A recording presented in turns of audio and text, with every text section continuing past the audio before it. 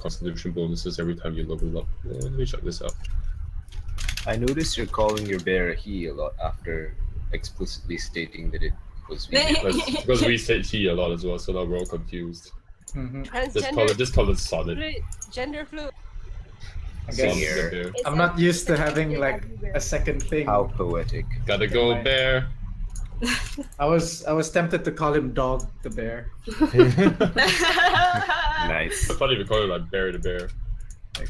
Because I was like Bear the Bear. I went out for like some early dinner with my friends, and I was like, "Hey guys, give me some nice names to call my bear." They're like, Dog. Okay. Call it Dog the Bear. I'm like, that's genius. I mean, that's how a D&D player would do things. Mr. McPunchyface is my name. No. Okay, no, you don't gain a hit die yet. Yeah, because I get it at level 3, right? Yeah. No, after level 3. Yeah, exactly. So when I'm at level 4, he gets. So I just take the 34 that he has now. Yeah, just take the rogue health. You don't add anything else under the rogue health. That's it. All right. Good old fashioned 34. Forget 34 health. Forget 34 health tech, man. The revised ranger is much better than the old ranger. The old ranger couldn't do anything. Yeah, It's the first time playing Bard. I might be I won't be tracking everything. There's so many things to keep track of. Vicious mockery every time. It's okie doke. There's also cutting words. There's also Song of Rest. There's a bardic inspiration. There's also. See, that's a lot, right? I mean, it's really confusing. Oh yeah, bardic inspiration. Yes. I was gonna tell the cat to use it more because she's never used it. Yeah, no, I keep forgetting. Oh, Shah secretly sneaking in. When did you get I'm a ninja. Whoa. Ninja. Hi, Shah. Sup? Hello. I'm gonna call this flowers. Flowers. Sesh. You wanna call what flowers now? What? Your name. Because you have flowers. Oh right, yeah. Because it's kind of strange because band and another band. It's kind of rude to call another band a band. The other band. You know. Flowers. I can deal with flowers. Flowers band. Yeah, you can call me flowers. That's okay. Flowers. I usually call me flowers at GM. That's so poetic. Need to write a song for you. Let me write you a sonnet. Getting into that bard role. Yeah. Okay, I will be Marydeth has his own song. recording this now. Just change something. I'm gonna make this square so it doesn't get squished. Change it. 1, 2, 3, 4. 1, 2, 3. Somebody say something. Something. Hello. Keep on talking. Just keep on saying 1, 2, 3, 4. Carrots and peas, carrots and peas, carrots and peas, 7, carrots 1, and 4, peas, 0, carrots 3, 1, and peas. 6. La la la la. That's kind of cool. I So, guess so. oh my god. I wonder what all this is for. 6, 4, 0 1 times 6, 4, 0 La la la. is a square. Okay, that should be okay then. Perfect. Thank you. I just gotta check my. There are cartoons. Here. 78 gigs free, so that should be perfect. I got 78 gigs to record you guys with. Nice. Okay. Are we getting recorded in? If somebody else can record this, it'd be good as well. Oh, it's recording already. From the GM's view. Oh, Perfect. you're not streaming it? I'm streaming it later. You're not I streaming decided to like post-stream our games now. Ooh, It's just fancy. this. Is it So that I can to see. a high quality more. Yeah, so that it doesn't mess around with my chat. Okay. I think you can use this one. Token. It's square. Oh, this is so cool. Oh yeah, Square. All right, square tokens. Hang on, let me. I got Should we the break square. Okay. Nerf is so scary. It's a very, very edgy kind of armor going on there. No one can defeat the mass competition. Sonnet the bear. I think I can. Are you taking the token from external sources or from our character sheets? No, I took it from your character sheets. Okay. I mean, if you guys want, we could just, find like tokens right now. But I think we can like make better ones in the future and just put it in like a circle. That'd be easier to use. Circle. I already uploaded Yeah. mine there, so. Are these all your art, or is this like Nah, somebody else's. Yeah, Ooh, let's make tokens out of like our. Is own that art in Sonnet future, the I bear? guess. Oh, she looks It's like kawaii. CBF. Yes, this is actually a free token given by Roll20, so I have no issues with it. It's okie doke. This is not what Elon will probably look like in the future, but I think this is good enough for what we need to do right now.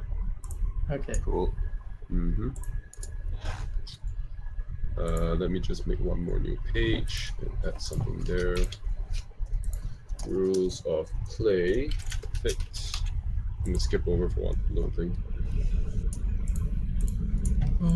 Bear. Beer. It's beer. What you gonna do about the beer?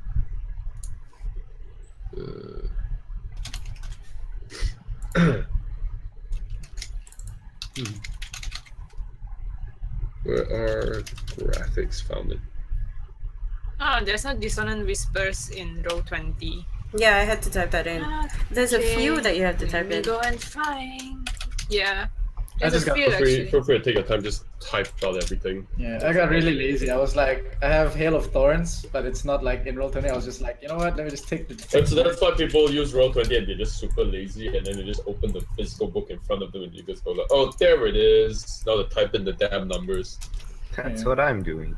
Yeah. I'm like, I commend you guys because I'm just like, you know what? I'm not gonna do. Like, I just took detect magic instead of typing out the whole spell. I'm like, You know, you can find it on the internet and then just copy paste it. yes, I do know I can do that. However, I would like to reiterate Don't underestimate how lazy we can get. that I am very lazy. Because today was my off day. Didn't So get- you get super lazy. Yep.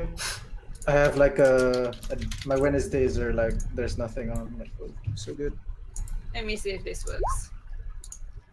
Oh, I can talk as my bear. Okay. I can talk about my bear. Nice. There you go. Good stuff right there. You use like a dash thing to do the. Yeah, Orange. /em Uh, for short form for emote. That's how me and Lena were like talking a lot. I think, if I remember correctly. I hear my name. Yes, your name was being used for a moment. Only a moment. Only a moment. Let's Okay, check. I think I assigned them where you. All right. Yep, it works. Haha. Oh, his name is Sonnet. Mhm. Gotta go fast. Gotta go Sonnet. fast. Sonnet the bear. that's oddly poetic.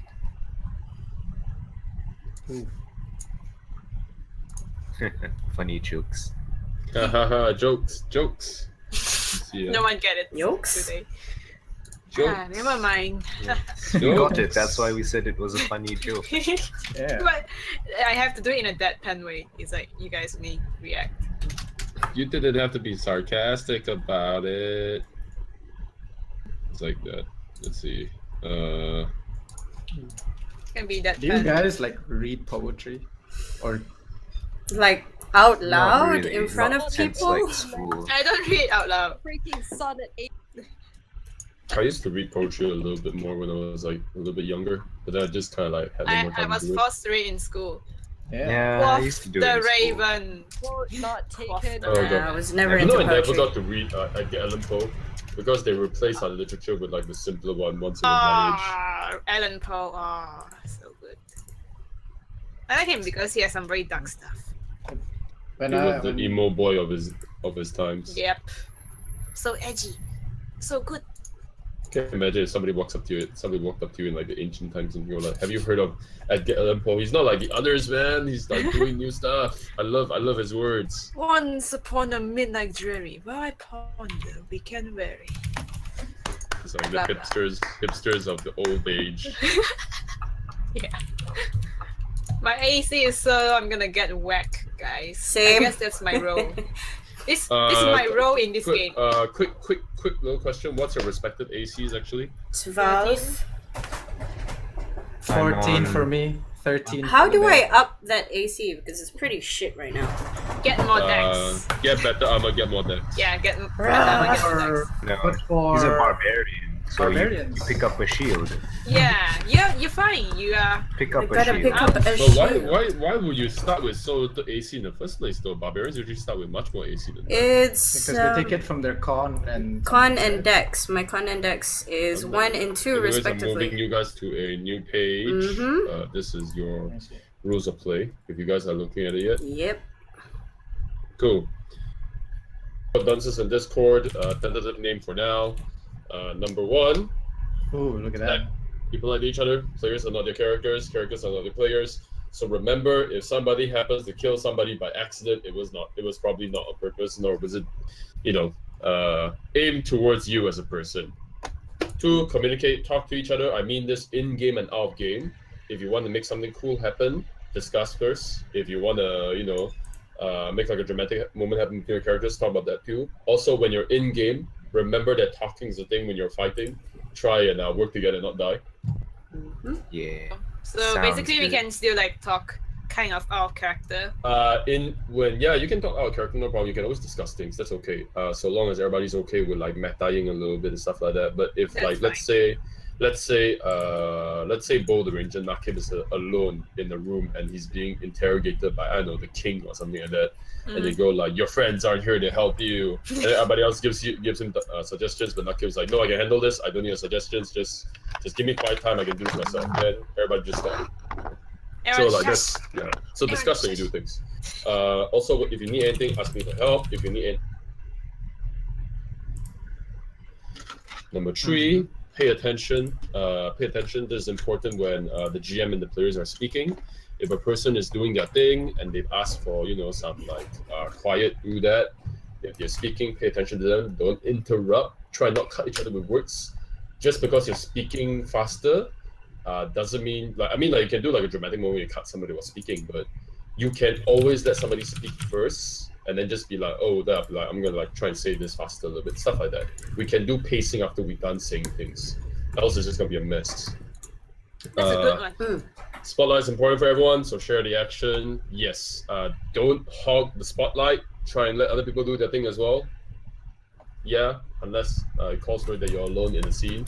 Have fun. Anything is possible in RPGs. Let loose and get creative. We're all here to make silly voices. That's it.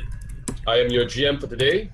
My name is Ben, also known as One Root Flowers. I have a YouTube, Twitter, and Facebook, and Instagram, and all sorts of things below. I've run D&D for about a year and a half by now, I think, and I've run role-playing games a total amount of, I think, 5 years. But those were on a lot of other systems. Oh god. Yeah. But yes, I will be running a game today. The game we're playing today is tentatively called Dunces and Discord. If you guys have any questions, fire away, because I'll just do general introductions. If not, No, I've asked a lot of my questions already. I'm set. Yeah, I think I'm good too. Cool. I have no questions so far. So, before we begin, I'd like you all to try and introduce each other. Say, tell us your character's name, describe them very generally, like what class are you playing, what kind of person are you playing, just generally, don't open your whole lore yet. Tell us your real name, and I don't know, tell us what you do in real life and stuff like that. So, starting with Kian over here on the left. On the left? No, on the left side of, like on my screen I see Kian. Oh, okay. Yeah, All starting right. Kian. Well, I'm playing a bard. His name is Cecil Alaric, who is a noble from another continent. He performs. He's quite squishy, and he's not a very nice person sometimes. Okay. Yeah. Good stuff. He's sharp. His tongue is kind of sharp sometimes. He can be a Good bit stuff snide. right there. Good stuff right there. What else? And and he's very feminine. his he wears the mask all the time, and the mask never comes off. It just sticks on his face no matter what happens. Yeah. All right. It's a mask. And real life, I'm Z. I do music for a living, I guess. Yeah. Okay. Let's go on over to Little Cat. My name is Sha, and I am playing a barbarian half-orc called Marydeth. She is an orphan. She doesn't know if she has family out there. She is a sailor, but she took time off to go do other stuff because she's looking for some stuff, which we'll find out later. She's quite gruff. She's way out there. She's quite uncouth. I mean, she's a sailor, so she swears like a sailor. I haven't decided what accent she should have yet, so I might butcher that completely. But overall, she's a pretty nice person. Other than that, yeah, that's it. Oh, and I'm an interior designer for a living. Nice. Claps. Claps. Next person, Nakit. All right. I'm Nakib. You can also call me Kib. I'm also known by my online IGN Sekian. I'm playing Bo, the Ranger, which is the Unearthed Arcana rework Ranger thing. You can't see it right now, but I have like my fingers just on my nose already. Just on my temples, rubbing it. Yeah, and I am of the I forgot what was it called. Wait. Ranger Conclave. I took the Beast Conclave, which means To the Beast Company. I have a friend, and her name is Sonnet the Bear, and we've been traveling our whole lives together. I got her when I was a little wee lad, I suppose. No, I got her when I reached the age of maturity for wood elves, which is around 100, I guess. Yeah, and I'm your everyday con man. That's what I do. I cheat people out of their money. You're a con master. Not. He has a Bo has a pretty big heart, but you know he just can't help it sometimes. You know, money is. I think you just say Bo has a bow. Bo does have a bow. Yeah, same. It's a very long bow too. It's called a longbow. You know, self-praise is no praise. And I think in this group, I'm probably the youngest. Probably. The youngest because I'm In still a student. reality- I'm still a student. Oh, nice. Yeah. Yep. That's all. Yeah, boy. Yeah. Next up, the one person here who is definitely not me, Ben. Hello. My name is Ben as well. It's the other band. Yes. Introduce yourself. I am the other Ben, and I will be playing Nerif, the diviner. So he's on a mission that I haven't found out yet. We'll deal with that as we go along. And he gets by as a fortune teller. He sits in a tavern and people come up to him and ask about things like, "Oh, how's my husband doing?" or "Oh, what should I do with this land I bought?" Things like that. "Oh, I think someone's following me. Is there someone following me?" And he gets paid and he answers their questions, or rather he tries to get them to answer their own questions. In terms of alignment, I think he's on the neutral side. He's neither particularly good or particularly evil. And I think that's it about him. He's saving up money to get a familiar. Yes. As for me, like outside of game, I sell furniture. I work at a furniture company. Yay. Yeah. Yay! Very nice. Let me look at a few things first because your character requires some extra work for me. I need to generate a few things right now. Cool. Okay, that should be it. I think you can put in Cecile inside the board. Cecile inside the what now? On the board. I don't think Is there. Cecile on the board? I can. Oh yeah, Cecile's here. Yeah, Drag. Cecile's here. We're dragging him. Oh man. Hold on. Do I drag it or do you? I Drag can do it. I can do it. It's here. Ooh. Oh, that's a big picture. I mean, it's square. I like Marydeth's You're hairstyle. square. I know. It's so hipster. Oh, Wait, is it tiny? Oh, Yeah, it's hello. tiny, but no, it's big. Okay, we've got everybody in. All right. The bear shares the equal space. Oh, See a moment first. That's more than fair. Bears are bigger after all. Mm-hmm. I Bears thought are big. I thought the person in the cloak was Kian's character. No, No, my that was me. my character is not that edgy. She just said Too her edgy character for is you. like a pansy. I didn't say it, Ben. It wasn't me. I didn't say it. Oh, by the way, he dresses pretty edgily. my character will run away if he's outnumbered. What? I think you know. Most of the time, we're gonna be outnumbered. Like, as in, if he's alone and he's outnumbered, and you guys are like somewhere far away, he's gonna be like, guys, I'm gonna. I'm not gonna say you're wrong. You know. Ooh. Hold on, yeah. Well, But if things goes bad, he might just bail. So. but my well, Seems fair. that's fair.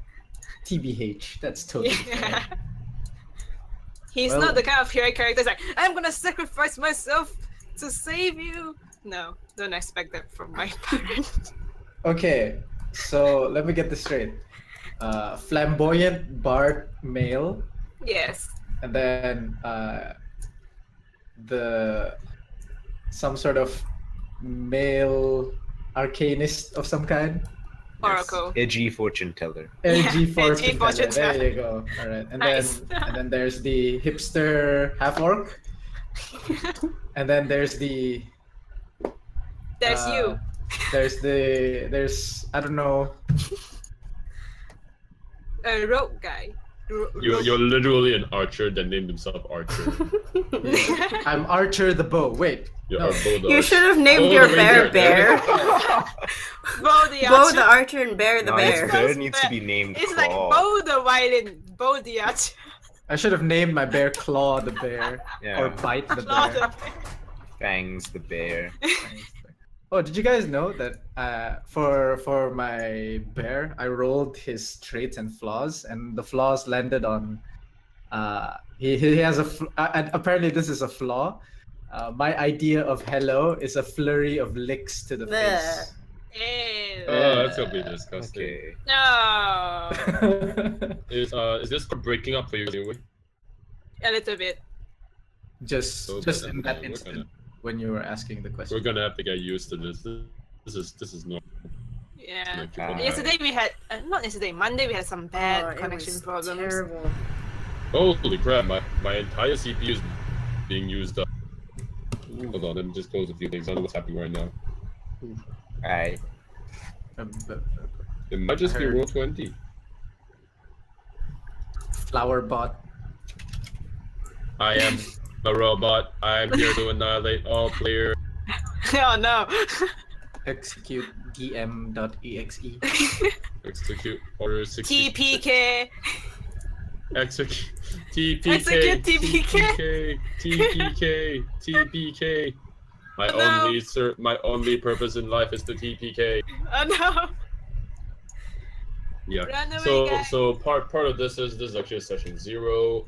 We're basically here to kind of test out whether this is viable in the long term, and if there's any issues, we'll try and find solutions for in the future. I've run online games before, but most of them were also one-offs, and as usual, they always have issues because when you run things online, everything just goes to shit. That's normal. Kind of. Yeah. Sounds about right. It sounds about Oh, right. kind of. Anyways, you guys have actually played before, right? Online with another GM named Resh. Yes. Yep. A very popular DM in these parts. He is, Res is a very good DM. Albeit maybe a little bit dangerous for my taste. I would never try and survive in this game. So I would just straight up just run away. Yeah, Hmm. he's one of the top Pathfinder DMs in Malaysia. He has that insane, I think, Pathfinder captain thing that he has that tells him that he's run a lot of games already. But yeah, anyways, I am just a small time guy who makes videos sometimes and also runs D&D and makes videos about D&D. I'm sure Here we you're are just today. being overly modest. Yay! I am being just enough. Anyways, today we're gonna be playing Session 0 of DUNCES Discord. The 5 of you, adventurers from all of your various origins. I don't think any of you came from Elum. Did any of you come from Elum? Nah. No. No. No? Okay, No. so a brief introduction to Elum for everybody involved. Elum is the name of a port city and the name of a sort of a country.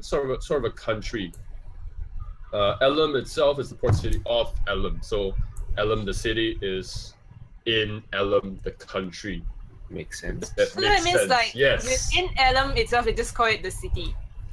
They don't just Yes. say Elum the Like- city.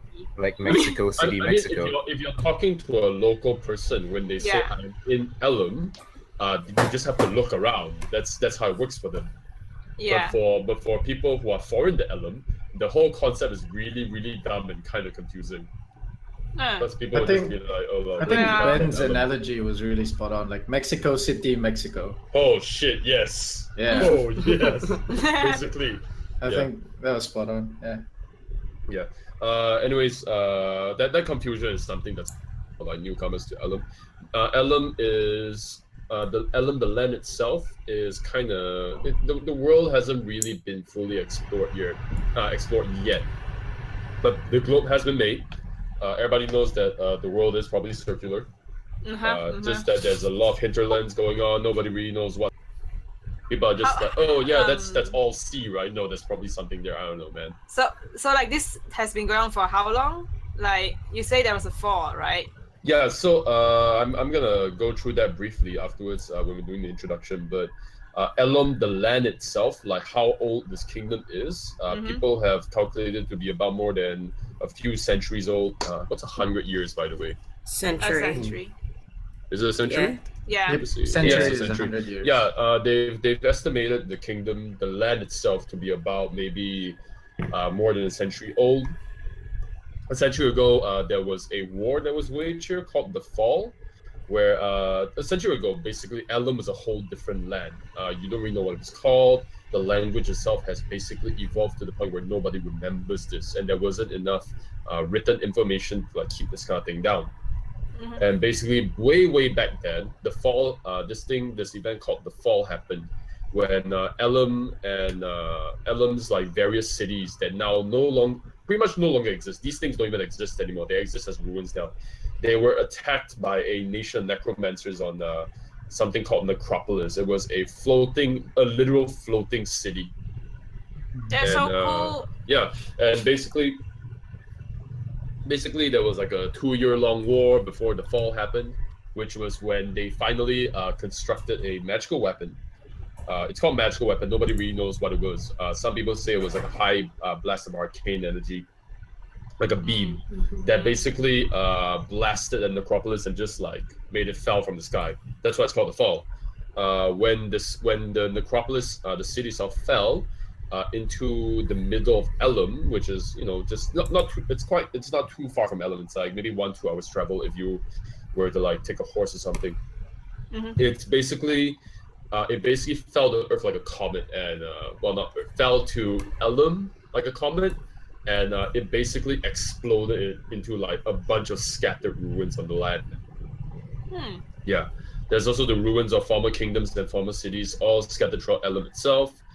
In Elum, the land, there are 2 major cities everybody recognizes. One is Elum, the port city. This is where everything happens. Literally, Elum itself is Elum. If you come to Elum, the land, you'll likely stay in Elum, the city, and do all your business in Elum, the city. There's another city as well, which is deeper into Elum, the land. It's by the mountains. It's called Balthazar. It's sort of a walled kingdom that's literally built into the mountain. Yeah, Balthazar is under a whole different form of government.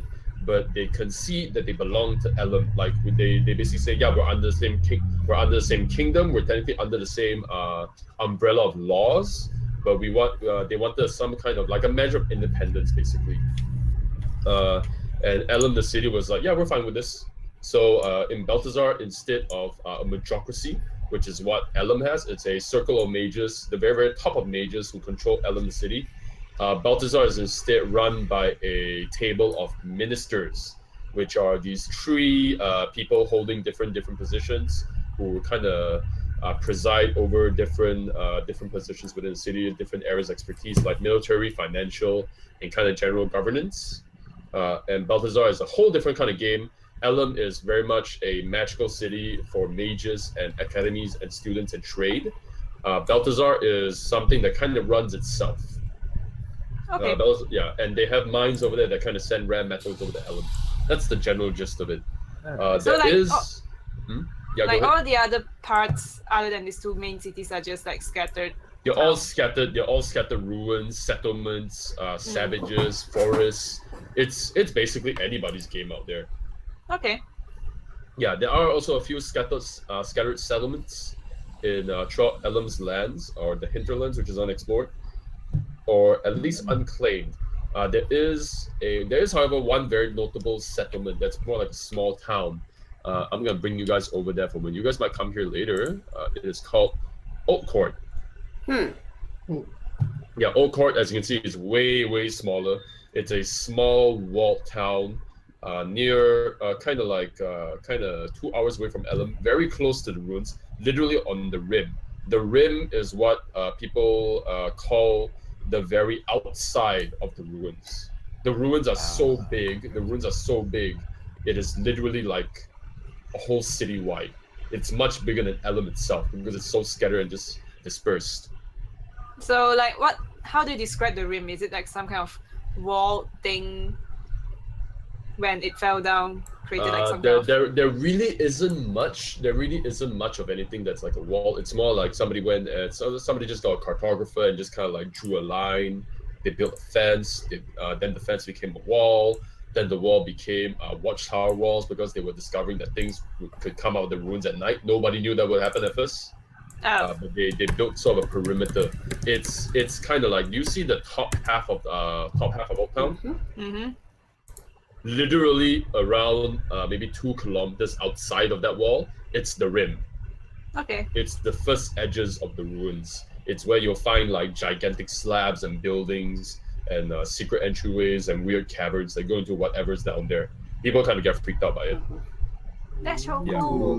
The basics of this is that if you stay overnight in the ruins, you get ready to fight.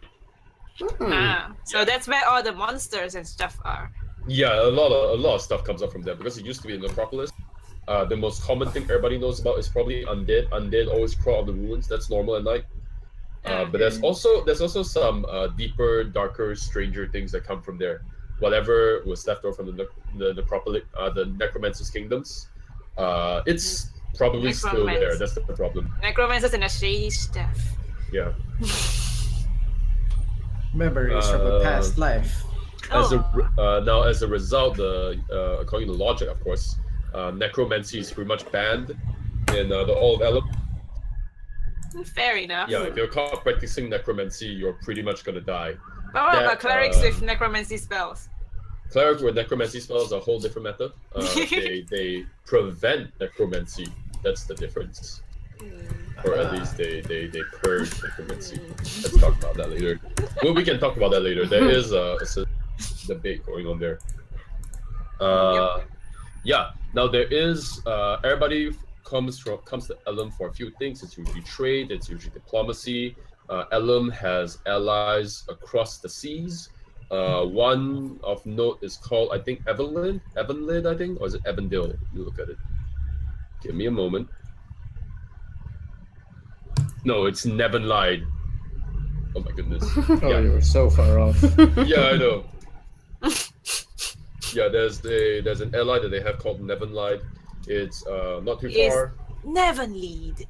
Nevenlead requires up to like maybe 1 or 2 weeks of travel by sea. and then you get to it, and they're kind of like trading allies. Netherlands is a whole other thing as well. It's got its own politics and its own diplomacy. We're not really going to get into that right now. Maybe in the future. Yeah. But there is also, of course, the small subgroup that come to Elam, and this is it's small, but it's significant. They're recognized well because these guys are idiots. These are the people who come to Elam just to explore the ruins. Why do you want to explore the ruins? Mostly money. If you go in, you can get artifacts, you can get like weird scriptures and academic materials. That's the reason why most people go there anyway. Mhm. Just Yeah, you're essentially tomb raiding. yeah. Essentially tomb raiding these old dungeons for like whatever you can find. Then you're gonna bring it out, you're gonna sell it, and then you're gonna try and see whether you can gain power. Because coming to Elam is basically like starting in New York. Except instead of going on Broadway, you're going to the ruins and trying not to die to undead things. And try not to die. Yeah. So there's two ways from Elam. There's actually three. The third one's not accessible. The third one is very much for high-income people, and it never really happens. The first one is through a river. You can see it, I think, on the very top left of Elam. On the very, very top. It just kind of winds out. So the road goes to the gate, but the gate opens to a river. This river is known as the Pike's Run. The river literally runs through. Like the middle of the city, and then it breaks into the sea itself. It's highly protected. It's highly valued, and it's pretty much very, very historical to Elam itself. The whole land. Elam, this one river enters a whole branch of rivers, a network of rivers. It's very, very huge. It's called Pike's Run because every single year, at the end of every single year, near winter, these fish called the Elam pike, they swim from the sea back here to breed, and it makes the river very, very rich in resources. I think some of you already have the lore on why that is. I'm not going to tell anybody unless they asked. Essentially, the river itself holds a lot of resources. It has kelp, crustaceans, fish. It also has very, very rich water because it's brackish water mixed with seeds. It's highly rich in minerals. Tasty It's also seafood. It's also one of the main forms of transport from Elam into Oak Court. You travel by river to Oak Court. The river runs by Oak Court, but to run a boat, you either have to pay, or if you want to run your own boat, you're gonna have to pay Elam itself and apply for like a license because this river is really important. Yeah. You also cannot fish from it unless you're given a license. You literally can't do anything in the river without a license, basically. And since none of you are local Elam residents, just try not do any trouble there. Yeah, the other way out is probably through the roads. The river itself takes about an hour, but the roads take one or upwards to two. Basically, yeah. Any questions? Yep. Nope. No, Just it's gonna run been you crystal guys clear so far. No problem. Yeah, just running you guys through all the general information you've been given so far. Okay, we're gonna start in Elam. Who's starting Elam? By the way, can somebody? Oh. Who's starting in Elam? Me. I'll probably be in Elam. Yeah, you're gonna have to tell me who you are. So Mary is in a tavern. The Bears something. Okay. Yeah, you're in the tavern called the Bear's Side. Yeah. Let's just place you. I'm just gonna shrink you a little bit.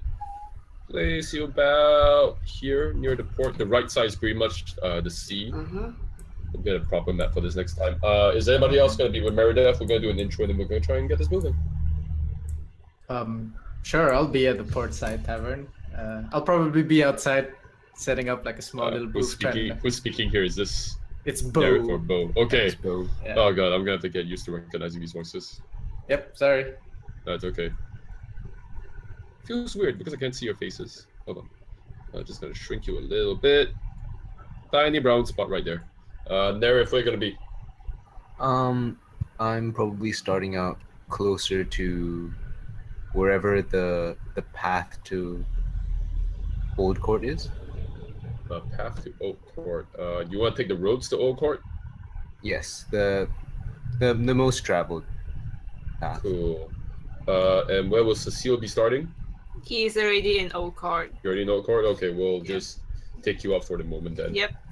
Gonna watch you guys. Yes. Gonna go watch you guys. Gonna watch you I guys. wanted to ask this before this, but Nerf and Cecile, you guys have a thing going on, right? Yeah.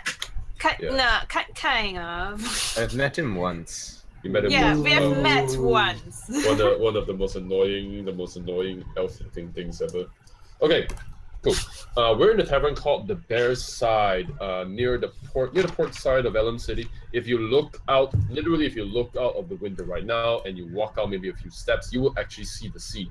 The port isn't like a regular small port. It's these big extended platforms that run the entire maybe 1 or 2 miles down the side of the city, and they extend outwards in the sea. Literally at any time there could be 20 to 30 ships based over there. Big ships, not small ones. These are legitimate trade ships.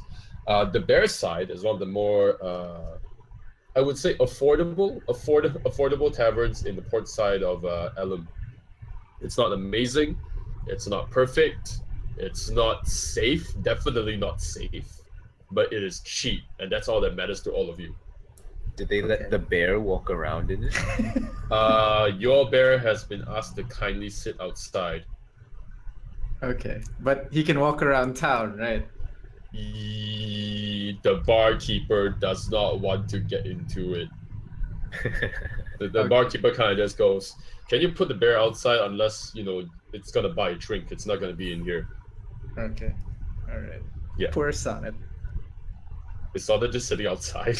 She'll just plant her fat behind outside and just chill, just right outside the door. The bear side is on the bear side. Nice, nice, very nice. The bear's on the bear side. Mhm. Perfect. Yeah, the tavern is not very big. It's a 2-floor tavern. There are 4 rooms upstairs. There's a counter. There's little circular tables. Right now on the stage, there is on a stool what looks like a small gnome playing on a little lute, and another person on the side. You see a human blowing on something like metallic. It looks like a horn, but it has these little pumps that kind of makes it do a weird noises. It's music that you're not used to. It's definitely foreign music. Okay. Elm itself has one prevalent thing no matter where you go. It's the color yellow. If you're at the Okay. table, you might see that a few tables have yellow tablecloth. You might also see that there's like a whole row on the shelves. There's a whole row of what looks like bottles of yellow colored drink. Not like piss yellow, more like, I would say, very flowery yellow dye kind of yellow. It's very bright yellow, basically. Okay. But yeah, can you tell me where you guys are sitting inside the bar? Inside the tavern? Mary is arm wrestling people. Mm-hmm. I'll be at the counter, I guess, bar Mhm. counter. Mm-hmm. Yep. Okay. Nerf's probably off in his own corner. Okay, cool. Are you doing tarot readings, by the way? Probably, yes. Cool. Bo, if Yes. you look around in the bar, you're going to see 2 very beyond the locals. These are 2 figures that are very, very much kind of center of the attention right now. If you Okay. look to your kind of just imagine you're back to the bar and you look to the left and right corners of the tavern. If you look to your right, you're gonna see a particularly very well built female form. Ooh. Kind of like colored green skin. Definitely not human. Okay. Definitely not human at all. Maybe half orc. Okay.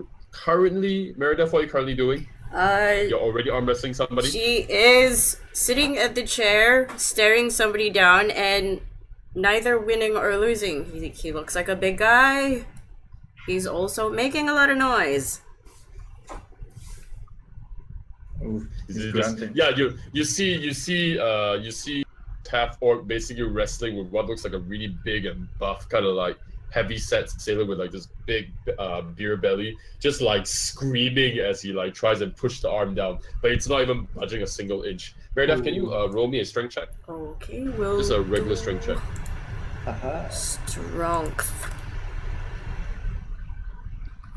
This is how I roll, right? Not correctly. Hold on. Nope, that's not how I roll. Slash R. slash R. Hold on. Woo. Oh, that's terrible. That's a 2. Yeah, that's a 2. Don't care about the 13. Yeah, that's a 2. What does it look like when Marydeth basically eliminates a person in arm wrestling? Is 2 really, really bad? But 2 is just like a bit lower than 10. So she I mean, you can make anything you want to happen right now. at the point, because it looks like an even match considering they're both taunting each other after a while. When suddenly she just gets like extra strength and she smashes his hand into the table, and I think he cracks his shoulder. Ooh. Ouch. Full on cracks. He cracks it, but it's dislocated. And then when she does it, she lets go, stands up, goes towards him, and puts it back. Nice try.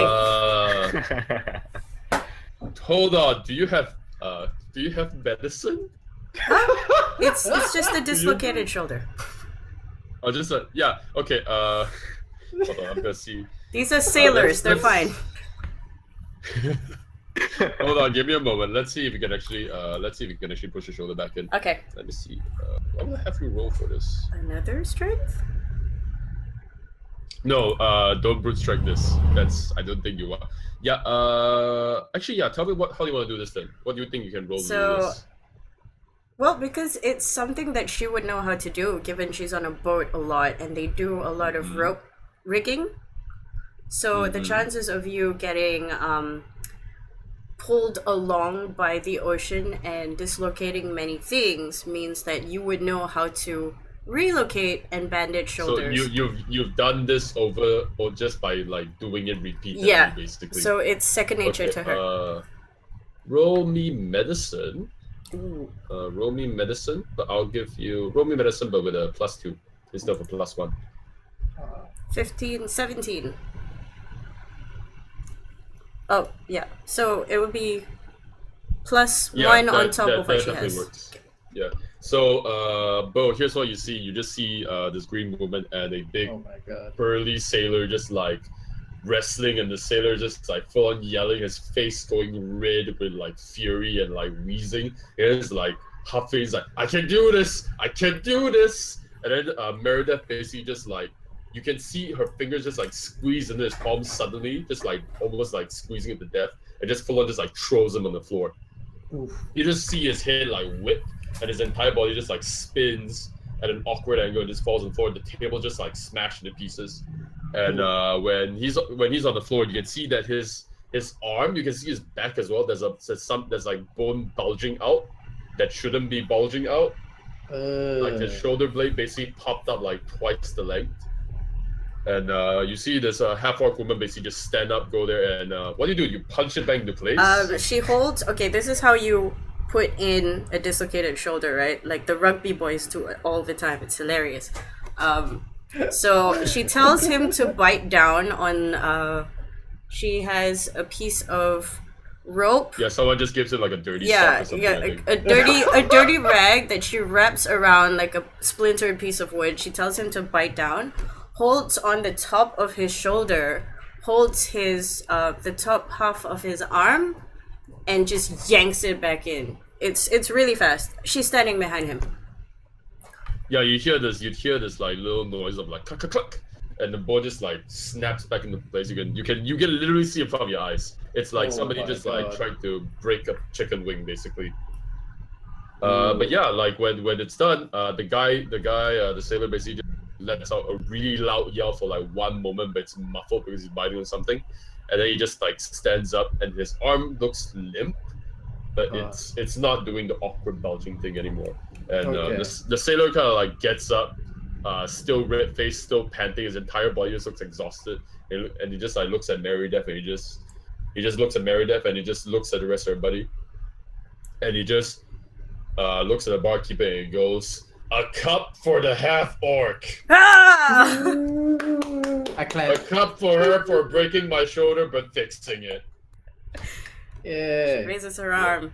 What a show. What a Yeah, show. there's just like a short hurrah for everybody. Yeah, but what you gonna do? Oh, I'd like to. This seems interesting. I'd like to walk over and be like, "Hey, you seem pretty strong. How about I get a go at this arm wrestling thing? I'd like to win a drink." She looks at What? him. Can I just ask, by the way, can I just ask how much muscle do you even have? Oh no, I'm very lean. Very. Yeah, you're looking at a toothpick, man. Yep. She sees this tiny, tiny fellow, and then she looks at her friends. She pretty much knows everybody here because she's been in the city for 2 weeks. She's never on land for that long. So even the barkeep, whose name is then Christoph. You wouldn't say Half-Orc. He would just be like a cup for Marydeth for beating me once again or something. Yeah. Like that. She looks around, everybody's smiling, and she's like, "Oh, go easy on him. Sits down. Come on, little one." And she gets ready. Everyone around you just starts chanting Marydeth. Right. I sit Okay. down on the Are you opposite side guys of the really want to do table. okay? Roll strength, I guess. Yep. Okay, so I'm gonna roll strength. I got this in the bag. Ooh, Come on. 6. Oh my Come on, you God. can do this. Haha. Okay, so what? It is more than 6. So what she does is she makes her hand go limp, and she's looking around like she's smiling. And then what do you do, Bo? What are you doing? I slam it down. I slam it down, and then I'm like legit surprised that I got to slam it down so easily. And she claps. It's kind of like you're winching a really well greased leopard, basically. Yeah, I was Okay. like, what? That's. To be honest, she had a rough time just now. Maybe it's like, she ran out of Maybe. power. Maybe. And then Everybody, she's like, you can hear like this very small like woo. she picks her arm up and she's like, "Oh, that really hurt." She turns around to the guy that she arm wrestled before and she was like, "Bob, you really did a number on me." Yeah. Gob is just like Gob is just fully downing this cup of beer, and he looks at Bo and it kind of goes like, "Really? I didn't expect that. Okay." I didn't expect that Okay. too. A random person drinking He beer kind of looks at that you, he's just like got. fully drunk. How about this? You young power kid. Let's arm wrestle. Oh god. I'll use my other good arm. You better watch No, it's out, okay. kid. I like to exit when I've had my winnings. No! Come on, you can't say no when you're winning. Winning's the best part of everything. You gotta do this. And then he kind of walks over, and his Okay. arm is like completely limp. So he's carrying the cup with his other good hand, and then he puts it on the table. He sits down, and then he puts the arm on the table ready to arm wrestle, and he puts his mouth to the rim of the mug, and he just like picks it up with his teeth and just like starts drinking it. Oh. The beer just God. spills over his mouth, but he drinks the whole thing. It just Oh, spits the cup on the floor, Oof. and then he just kind of like, come on. All right. Whew. Oh god, what have I gotten myself into? I put my offhand on the table to match his, and I clasped his hand. Oof. Oh, nice! What? Okay. Respectable rolls. I don't know what to say about this. Meredith claps. What happens? What happens, Bo? He's beating me really good. It's like I can't resist. And then outside of the corner of my eye, I see Sonnet looking really sad outside that she can't get in. Just like And- tiny violins. And then there's tiny violins in my head, and I just push it all the way from like on my side all the way to his side, and then I just slowly but surely place his hand down on the table with a light little tap, and then I'm like, hey, I didn't. That was tougher than the.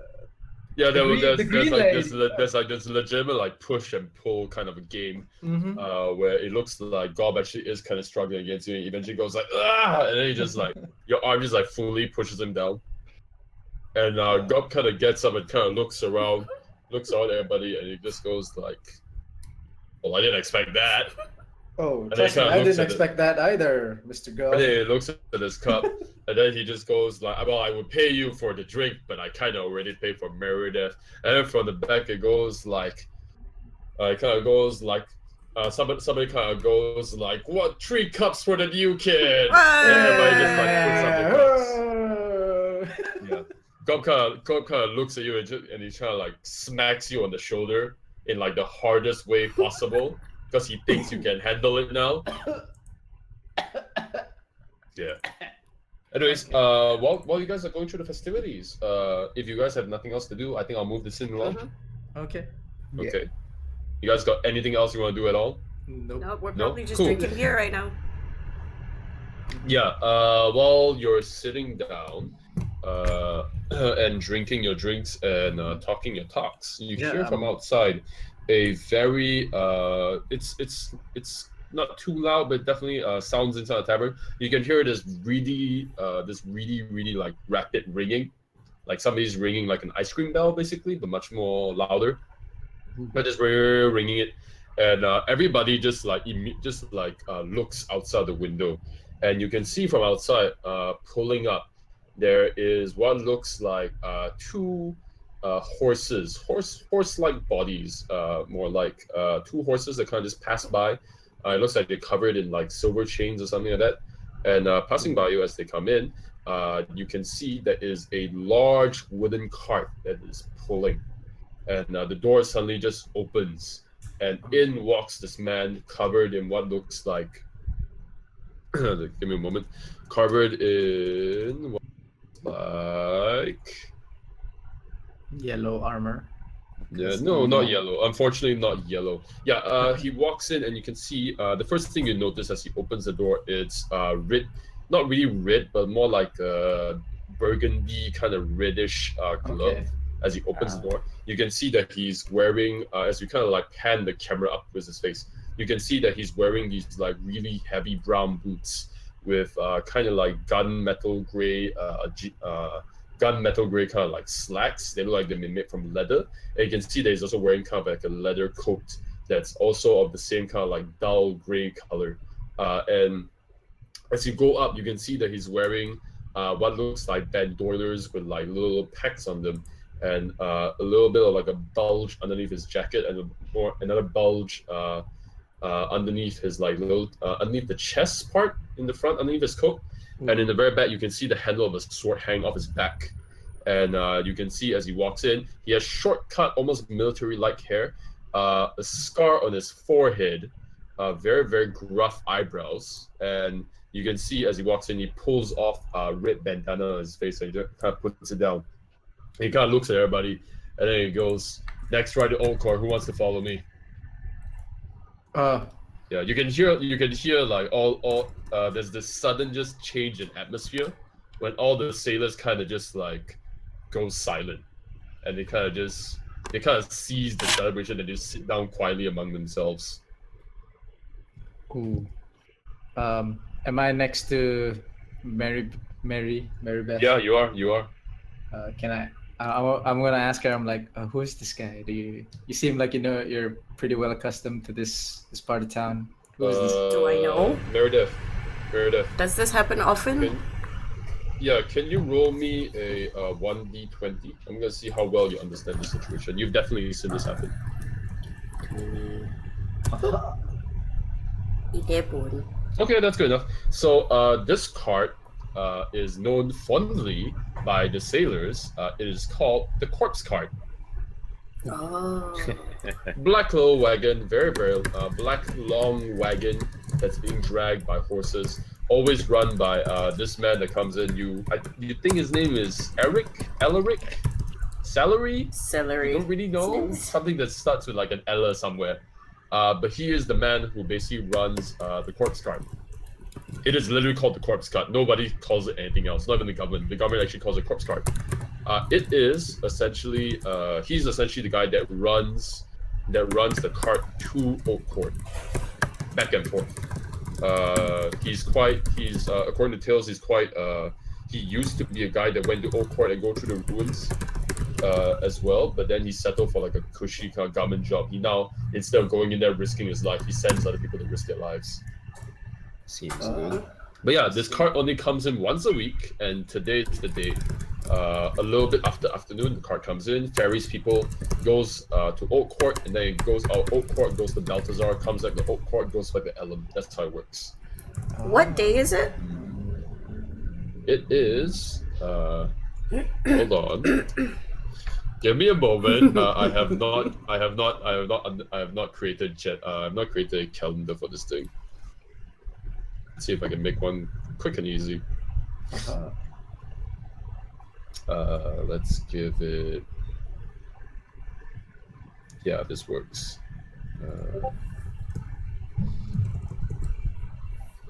Yeah, you are on the 10th. You're on. Let me see. You are on the 14th day of the second month. 14th day of the second month. Yeah. Okay, so it's every. Okay. Yeah.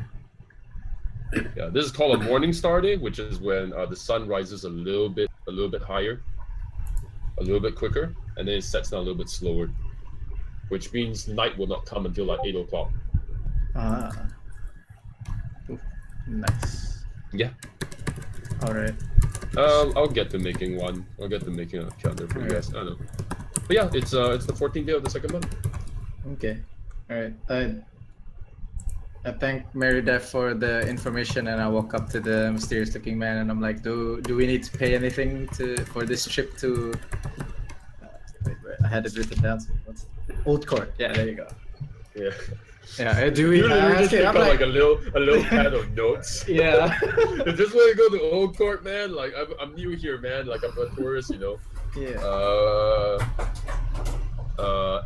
You kind of look at this guy, and he's not very tall. He's like 5'3". He's quite short, actually.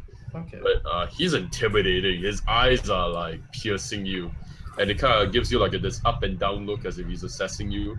And then you can see his nose like twitch as he's sniffing you for a moment, and he just goes, "One more go for the bear." One more gold for the bear. So it's Yeah, 2 gold. 1 go for passing, 1 more go for the bear. I like how you knew the bear was yours.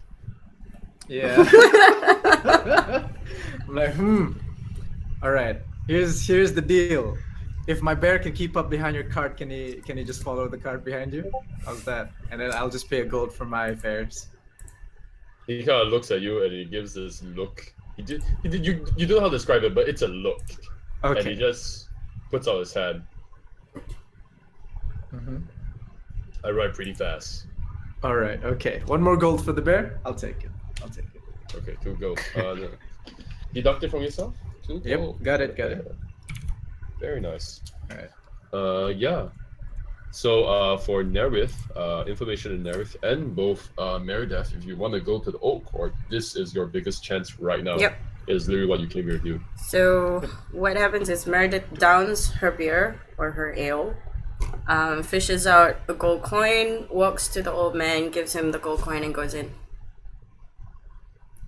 No, okay, yeah. Like he kind of like looks you up, just nods, and then you just hand the coin. He just like doesn't really disturb you. He just lets you go. Ooh, you're coming too, Marydeth? That's what people tell me I should do. All right. Seeing these two individuals head up to the cart, Nerith sort of dismisses his next customer. Says, "Sorry, it seems that the time is now." And he walks over. Have you drawn the card? Have you drawn the cards for him yet? The what? Have you drew the cards for this guy yet? No, he hasn't paid yet. He's like sat down and. Yeah, he kind of just sits down. And it's like, but wait! Like, how will I ever know what to say to her? As you walk away, the guy just gets like, no. Unfortunate. Yeah. What are you dressed like, by the way? If you do not look like your picture currently. Probably just like a less boss version of that, like a normal traveling cloak, like regular clothes, Okay. like a traveler's cloak with a Less cost version. I bet You- you're one of those Overwatch Reaper players. Oh shit. Yeah. Yeah. Cool. Elric gives you the good old looking up and down, and he kind of just says, "1 gold." And then I hand him 1 gold. Okay. Can you roll for me a wisdom check? Like pure wisdom or Just good old pure wisdom. Oh. Okay. Cool. Yeah. So as you hand the gold, you get a very brief contact touch between your finger and his palm. It's like rugged like glove palm, and this blast of light just hits you in the face, and you're suddenly in this vast grassland. You can feel the grass beneath your feet, long grass just being blasted by wind, blowing forward. The dark clouds above your head just kind of like rolling forth. In the distance, you can actually make out the peaks of very high, cold mountains with ice sheets on them. But in front of you, as the thunder strikes and the skies just get darker, you can see rising from the ground as if the earth is shaking and dirt kind of just falls off. These large objects kind of just like point out with like jagged edges for a moment, and it takes you a moment, but you recognize them as stones with what looks like carvings on them, and they kind of rise into this Stonehenge kind of like formation, but with like a lot more jagged edges as well. And as they pile upon each other and kind of like crash, the stone just like smashes and like drops on the floor, and then it stops and stills, and the cloud stills as well, and the wind just dies, and the grass slowly kind of like winds back and forth on your feet. You're kind of just expecting something now, and in your final moments of your little vision, you see peeking out from above the rock what looks like the shadowy figure of like what looks like a bony arm, just long, really really long, just like stand fully toward the sky, and then it just like comes down and smacks against the rock. And before you can see anything like come out further, you kind of just stare in shock, and you reel, and it feels like you want to vomit, and you're back in sort of the present. And as you come and your eyes open, you look at Elric. Elric kind of gives you this weird look. Not a "Are you all right?" look, more like a "Why are you here still touching my hand?" look. Yeah. So here's what you guys see, Bo and Marydeth.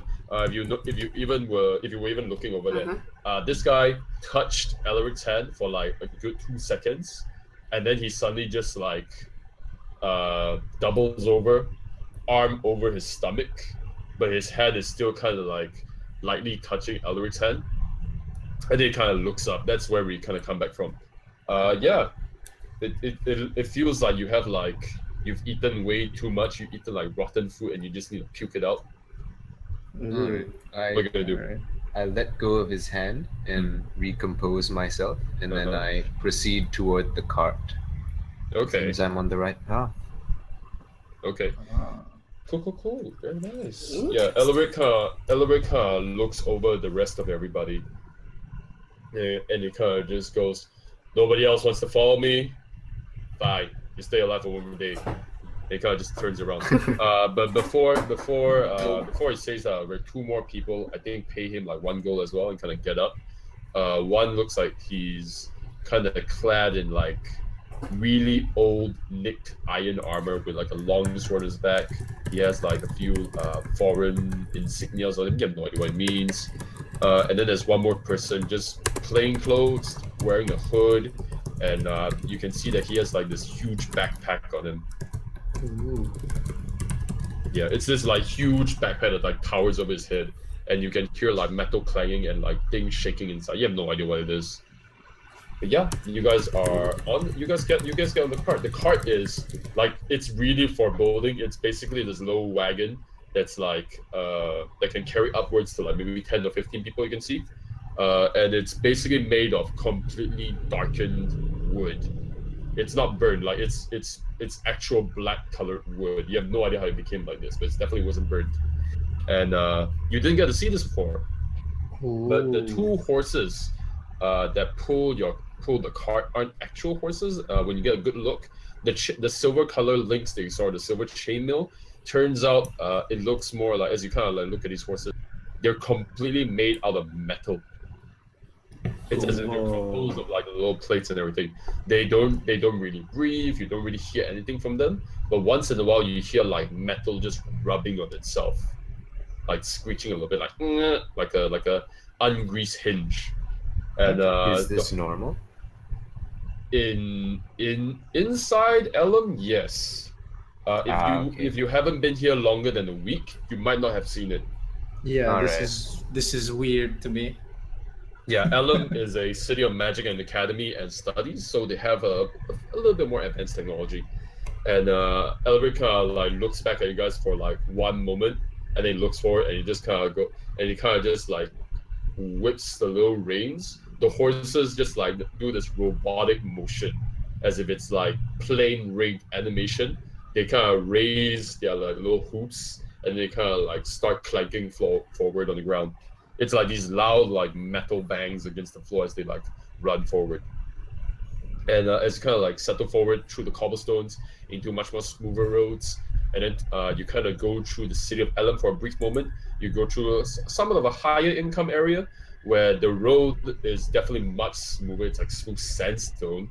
You see for a brief moment a beautiful fountain in the middle of a park, where beautiful fountain in the middle of the park. Let me just move you guys here. A beautiful fountain in the middle of the park that's basically rimmed with like gold decorations. And you can see in the very distance above you, this like bright weaving light that's above you. It looks like there's these like weaving clouds of spun gold basically. Uh, that's like it's like silk floating in the air that's moving slowly towards this uh, really like just a skyscraper in the middle of the city. In the middle of the city, there's this tall and towering skyscraper that's made of what looks like ivory, and you have no idea what the material is, but it's fully just glowing with power. And that's if you understand it, that's probably where the Majocracy resides. That's where the government is. It's where the 10 strongest mages of Elam live. Whoa. Yeah, and as you're passing down the sandstone roads, you come to the very edge of the city, where a huge wooden gate reinforced with metal is located, and Elric just passes by, stops. A guard just immediately goes, "Corpse cart going out!" And you can hear him ringing this bell, just clonk, clonk, clonk, clonk. And from above, you can hear these metal chains just moving, and gears invisible within like this thick stone wall just moving. You have no idea what's happening, but the door slowly opens itself into the world, and as you look forward, it's this long winding road, like endless, just being covered on both sides, being flanked by large fields of just grassland. In the distance, you might be able to make out mountains and some like patches of forest. And in the sky, you can see in the very distance there's like a storm slowly rolling in across the horizon. And that's where that's where we have our sort of our first intermission. Cool. Yeah. Me likey the setting. Yeah. Anyways, do you guys want to take a small 5-10 minute break before I think we continue in Oak Court, and then we'll go for a bit of dungeon delving if you guys are up for it. Yeah, cool. Yay, dungeon! So We'll go right back with Dungeon Zero. 5. Cool. Yeah. Yeah. I will be. You guys can go and take a break. I'll be off for I think 10 minutes. All right. I'll be back in like a minute, and then I'll just answer any questions you guys have, and then we'll start again in 10 minutes. Cool. All right. Cool. Nice.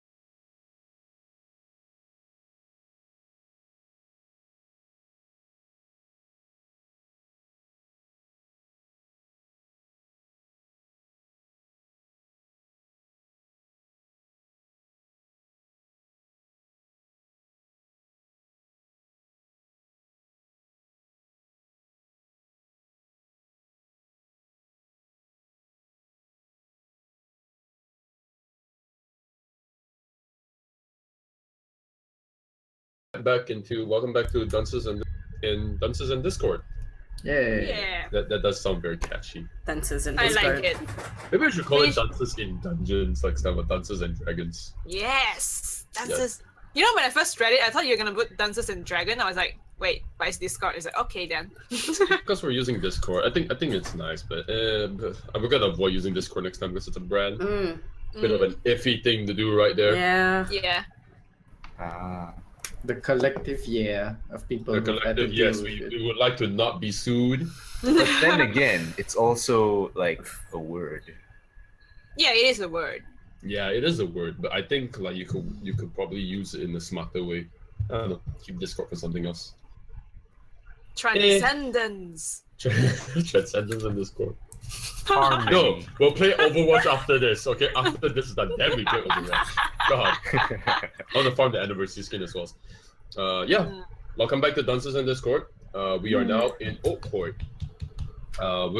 We kind of the break kind of gets over. We kind of turn back on the TV, and you see like this like font come out in like 70s old fashioned like shaky like film grainy like entrance, and in the very distance you hear these little like harps kind of like play in. Like kind of like a theme music, like harps kind of just like playing, flowing with the wind, and we kind of get close-ups of you guys just sitting inside the cart and Alaric just moving the little metal horses forward. It's really fast, like super fast. Like you are bumping on your seat the entire way, but it feels like you're almost flying basically. The metal horses are faster than any kind of horse you've ever sat on, even at full speed. And these Faster things than are a really phantom nice. steed? Well, I don't know about what's a phantom steed. Oh, you don't have phantom steed in Elam? What's a phantom steed? Tell me. It's a spell. Oh no! I'm talking about real horses. It's faster than any real. Oh, okay. It's basically like a sports car essentially. Oh. And in about Vroom, 2 vroom. hours, yeah, in about up to 2 hours, not even a single break is given you. Ellery just like rides the entire thing in. You see from the distance as you kind of cross over a small hill on the grasslands. As you're kind of zooming by, can everybody roll me a perception check? Yep. Per No problem. Everybody that's on the cart. Everybody that's on the cart. So not for Cecile. Yeah. Perception. There's that, and here's my bear. Oh, your bear is so perceptive. Oh my Your god, the bear can is see so everything. smart. Whoa, yo. Okay, yeah, oh, the bear. Son of the bear kind of like, Son of the bear is kind of like laying on the floor. She's very confused over why this wooden box is moving so fast. Kind of just And yeah, and calming she her, kinda, calming yeah, it down. she's kind of just there going like, oh no, I don't like this. And then you can see for a moment your bear looks in a particular direction towards the right side of the cart and just stares and growls. Nerf, here's what you see. Oh wait, hold on. Is that no? Nerf doesn't see that. Bo sees this. Bo sees this.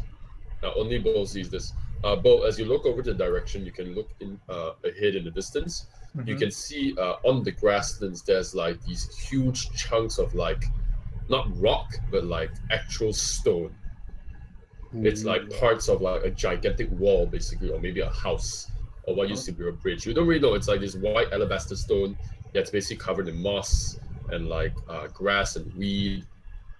And you swear for a very short moment, as like a distance in the distance, like lightning just strikes and the grassland gets illuminated. You swear for a brief moment, you see a humanoid shape, like on the rock, just like hunched and on all fours, just like standing on it on all fours, like this unnaturally like bent back, hunched over it, and just looking at you with these like two white orbs for eyes. It's like fully wreathed, covered in shadows, just like the shadow just like whisks off the skin. Just for a brief moment, like you look at it and it looks at you, and then the car just like rides on. Did anybody else see that? No? Alright. It's okay, You're kind of Santa. yelling over like We'll- wind whipping into your face. You're kind of just yelling this. Yeah. You can hear from the you can hear from the front. The horses kind of do like a fake whining sound. You know how a horse does like a neigh, like a but this is like more robotic, and it echoes out as if it's from like a metal container. Yeah, basically like somebody yelling in a metal room, or like a horse that's encased in like a metal room, just like its neigh like echoing out towards you, it's like really loudly, and the horses just suddenly like jerk. The cart just like suddenly jerks, and the horses just come to a crawl, and you all basically no need to roll for this, but you all basically like almost fly off of the cart. Nice. You like brace yourself. Yeah, it's just like sudden like it's like this sudden just like jerk of motion. Can everybody roll me a Constitution check, please? No I'll problem. roll for 2 people on this because there's 2 more people on there. 17. Also 17. Oh, One. My rolls have been good. Yeah, Bo. Combined with what you just saw, and your like sudden jerking motion, you literally just puke. What do you eat this morning? I ate pancakes. Yeah, you puke what are essentially griddle cakes onto the floor, just like completely, just like bits of like dough that were fried in like bacon fat. Yeah, just like on the floor. It's all over the floor now. Wow. Did you throw up outside the cart?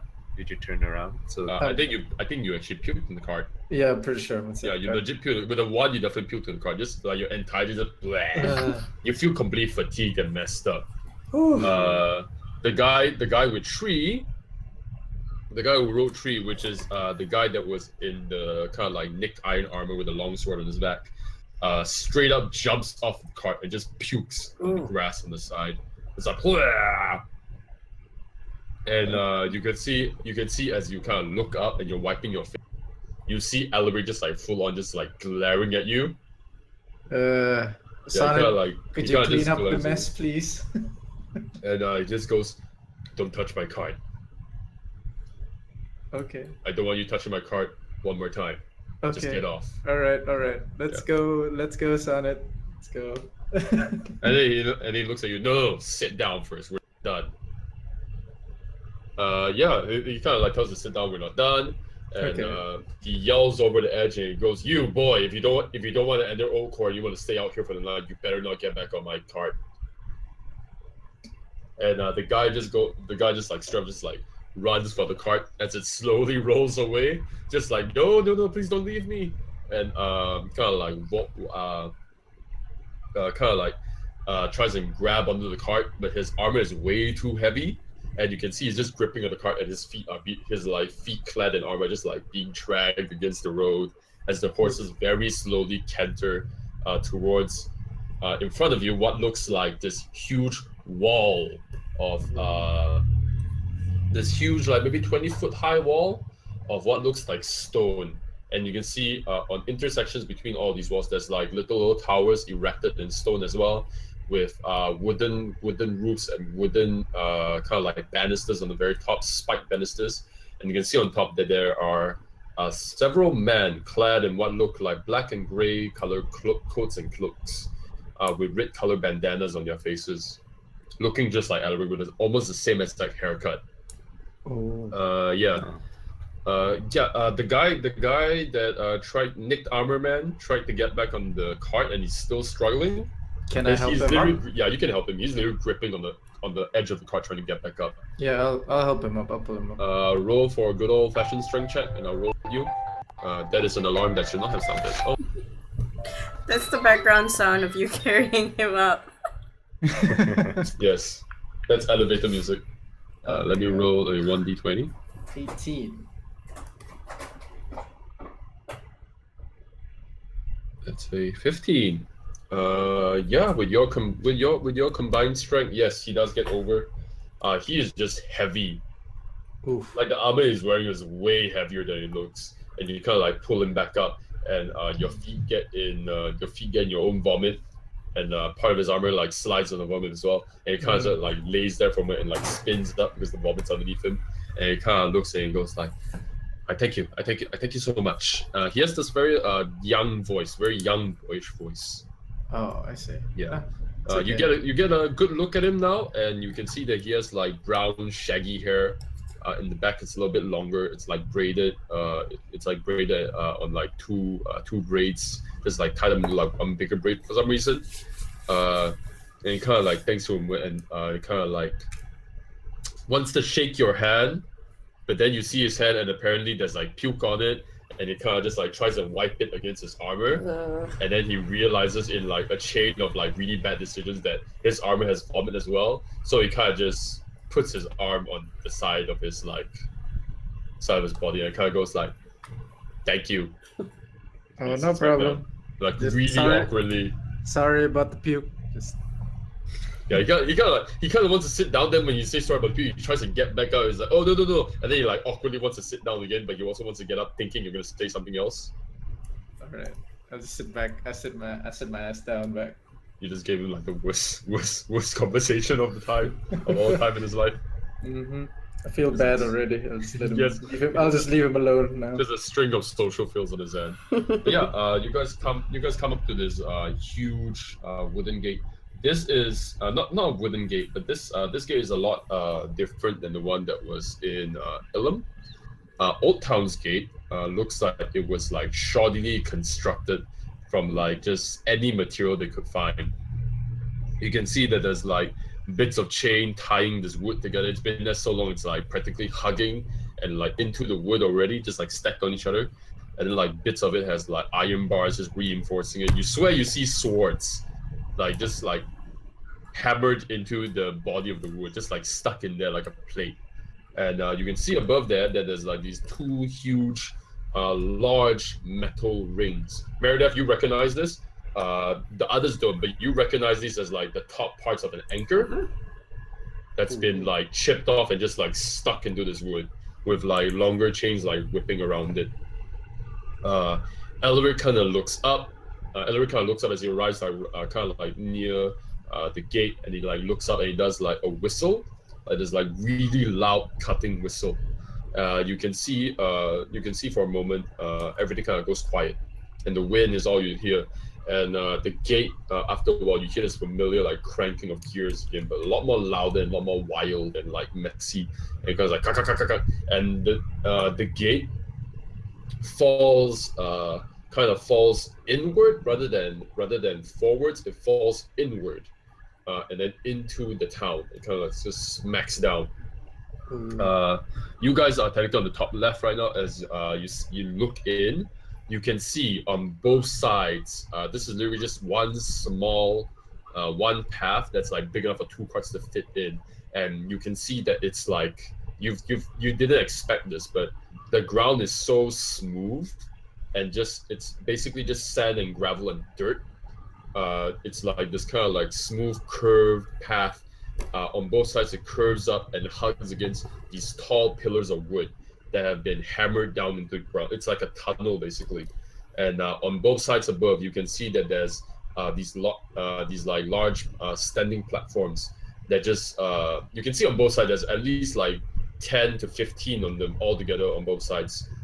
People similarly dressed like Alaric, and they're all just like looking down with like bows on their backs and swords at their hips. And one man above there just like whistles again as the gate kind of as the gate goes from inward. You guys aren't in yet. The gate goes from inward, and the horses reverse. The gate comes up outwards, and it slams on the ground, and the horses kind of goes in, and you can hear Romagno as you walk in. The gate kind of like gets wind up and closes itself. Do you guys want to roll intelligence to figure out what this whole thing is, like this low path? Sure. She's not very smart, but sure. Oh, If you're interested. Yeah, okay, you don't know what this is. You completely do not know. Like intelligence, or Yeah, full on investigation? intelligence. You can roll. Yeah, you can roll intelligence as well. Actually, yeah, roll investigation. All right. he must be proficient in that. Yes. Oh wow, full on. Yeah, you don't even need to look at this in a way. You heard this from people back in Old Court when you were dealing with your customers. One man talked about how Old Court kind of keeps itself steady. There is usually one big main entrance that faces the road, and then there's like a bunch of these similar gate systems around the place as well. It's kind of like an outer gate system where they open the gate on purpose inward so that the enemies have trouble trying to climb in. And when they get in, it's kind of like a fish trap. When they get in, they can't get out because the gate has folded inward. And it's this kind of like long, 100-meter long path that's flanked on both sides by high sheer walls of wood, where there's platforms where these people are called gatekeepers. They basically just fire down on the enemy. So where you're looking up, there's 15 people. If you were, a zombie or like an undead, you'd basically be like full of arrows by now and dead. Yeah, this is how they kind of keep the town safe. They don't really wait until they attack as much as just let them in and clean them up once in a while. Oh, okay, interesting. And the gate you see in front is basically made of discarded equipment from what they find from the dead. Dead, undead, yes. I explained this to Marydeth because it looks like she wants to know how it works. The entire time, her head is just going back and forth, like trying to comprehend this. So much mechanics. It's like a fish trap. You let the fish in, it can't get out, and then you kill the fish. She gets it, kind of. After a while, she just gives up. I mean, feel free to try and explain this however you want. But yeah, it's essentially like this weird reverse gate system where they let the undead in, kill them, just kind of clean it up. Okay. And there's a second gate as you guys come up to it. It's kind of like the same gate as well. It lowers it into the town, and then you kind of roll in. The first thing you see as you roll into town, you get this. You feel like there's a deja vu imagery going on, but in the middle of the town, you can see all around you on your left and right. There's this circle. There's this like circle of just stalls, just like next to each other. You guys are around here, by the way, right now. Yeah. Okay. Around these corners, on these little walls, up on the top, in front of you, on your right. These walls, against these like little shop fronts, there are these shoddily made stalls with people in them. One person is like selling meat, another person is selling trinkets, one more person obviously is working from like a blacksmith. They're all selling their own goods. And in the very middle here, instead of a fountain like it was in Elam, you see this huge fire pit of just like chunks of wood being thrown in, and there's this like huge roaring bonfire in the very middle, and everybody kind of just like yelling over each other, trying to like sell things to people. You can see that there's a small crowd of people kind of just milling around, biting the things they want. Everybody is literally covered in some sort of grime, one another. Where Elam was super clean, here it's like super dirty. Okay. The ground itself is literally littered with like, you can smell beer, you can smell vomit, and you can smell blood. And the ground is basically just like, it used to be a flat grass, kind of like a field thing, but now it's all just sand. Yeah. All right. I get Sonnet to lick me so that I'm grimy. Yeah. We hear Alaric from the front, kind of like. Alaric from the front, he kind of turns around, looks at all of you from him, and kind of goes, "What are you waiting for? I need to do. What are you waiting for? I need to do business. Get off." We get Okay, off, get I off. guess. Roger that. We do get off. Okay. Let's go. Okay. Off we go. During our trip, did we sort of tell each other about why? I mean, yeah, that's the thing. going Like, do you guys have any exposition up till now? I mean, I've talked to Marydeth, and I know she's Marydeth. So, in the whole trip, because it was kind of noisy, did we get worded edgewise? Could we talk with the noise? I mean, the wind was loud, but you can certainly just lean on another person and just like talk to them very easily. Ah, okay. Okay. And could we have sort of introduced ourselves to the other two guys? And Yeah, Imagine this. It's like you're sitting in one of those like military helicopter scenes. Okay. Everybody's like ready for war and they're just yelling at each other trying to make banter. Okay. All right. Yeah, so, You found out a few things. well, we don't know much about Nerif at the moment. He seems very mysterious, does he not? So we asked him questions, like general All right. questions. So, Nerf's been wanting to come to Old Court for a while, but he was just waiting for the right traveling companions. Aha, Interesting. that's us. And then That's us. she Yeah, you are chosen. It would seem so. chosen. You are Okay, chosen. so Mary would have asked, like, she's seen him in the tavern a few times, right? That's not the first time you were there. Yes, So she'll be that is like, accurate. I've seen you around, reading cards and stuff. What do you do? People come to me with their questions, and I see if I can help them answer That's interesting. them. Because I have a question. How much do I have to pay you?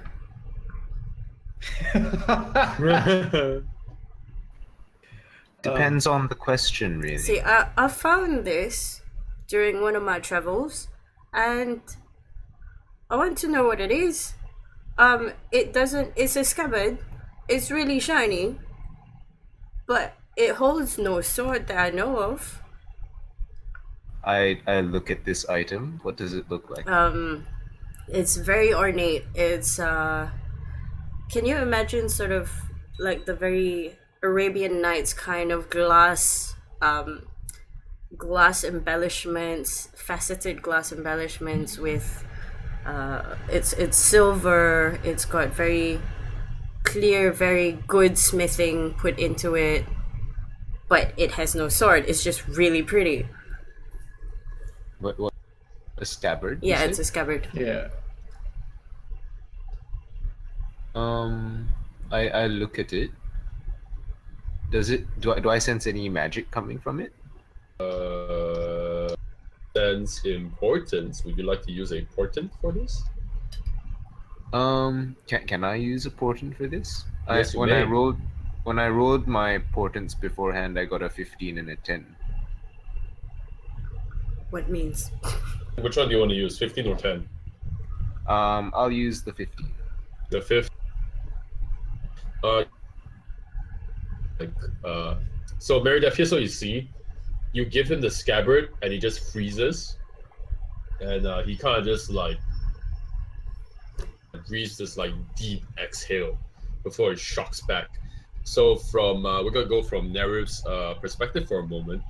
You hold the scabbard and this kind of like tinge of electricity just runs over your body and you feel like goosebumps all over. Your spine literally just stands upright from the shock. And your eyes just like for a moment you're like shocked and you feel like you want to curl again, and then your eyes meet the scabbard. It's like little jewels and little like embroideries. You're pulled into like it's like little blue gems. You're kind of like pulled as if you're pulled from the sky, and then you're kind of like pulled downwards until as if you're falling from the sky. You kind of like fall into the sand. And then you kind of like scramble and you get up. It's hot, it's warm, your entire body's burning. It's just this huge sun in front of you in the sky. You have no idea where you are. It's just sand all around you. Have you ever been to a desert? No, I don't think so. Unless You've there's never one. been- you've Unless never there's been to a one in desert, an right? area. No. Probably not then. But I'm sure you know what sand is at least. Yes. Yeah, we've seen the beach. All around you, it's nothing but sand. But it's not like cold, cooling sand. It's more like summer times 10, and you're basically burning inside and out. You're basically on flames right now, and you can't even try it. And you try and swallow saliva, you have none. You try and cry, but you have no tears either.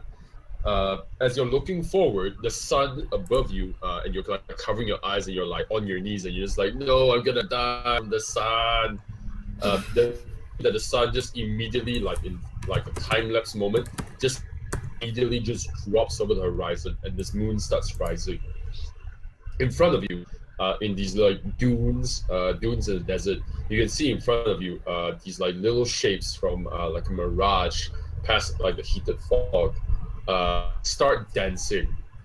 It's like they're dancing with your arms in the air and legs just hopping one to the other.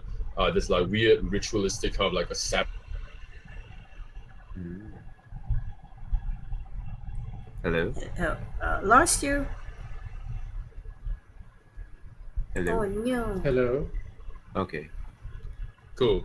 Yeah, as they get closer and your vision just gets more intense on them, they're not getting closer to you. It's like you're zooming in on the dune. You can see that there's like pillars of fire, rising up from all these like little fire pits on the ground, different bonfires.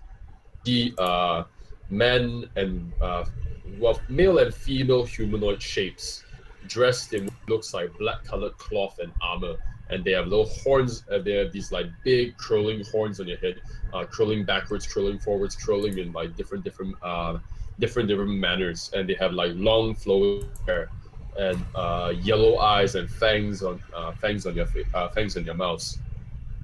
And most of them are likely red-skinned, scarlet or orange, or like the sandy yellow skin, and they're all dancing with each other. You can see as they're dancing with each other, this like loud noise just like blares in your mind as if they're like howling at you. And they're dancing around fire pillars? Yeah, they're just dancing around the fire. I see. Yeah, that's all you see, by the way. Do I see the item? No, Do I you see don't the see any item? scabbard or sword. You literally just see this. Mm, Yeah. Odd. Can you roll for me Can you roll for me one more wisdom check? sure.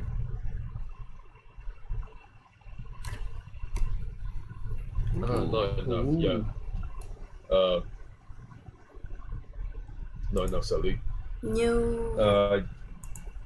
You can hear before you kind of black out, your eyes get heavy and you like slowly black out. You can hear like this like whispering noise in your brain. It's like this like really harsh, sharp whisper. It goes like this weird hissing. You kind of black out, and then you like open your eyes and you're back inside town square, and you're kind of like, I'm holding a scabbard, and I feel like vomiting again. But you don't. Your stomach's too empty to vomit though. Okay, that's a relief. Yeah, it's like this dry retching sensation. Yeah. So she sees him hunched over, and she puts her hand sort of to prepare to catch him if he does collapse, and waits for him to collapse if he does. Okay, I refrain from collapsing. This treasure comes from distant sands. Out of character, does Nerif know what the humanoid creatures were? Could he recognize them? Can you Like roll race-wise? Hold on. Let me see this. Let me just check this. Let me see what you want to use for this. History.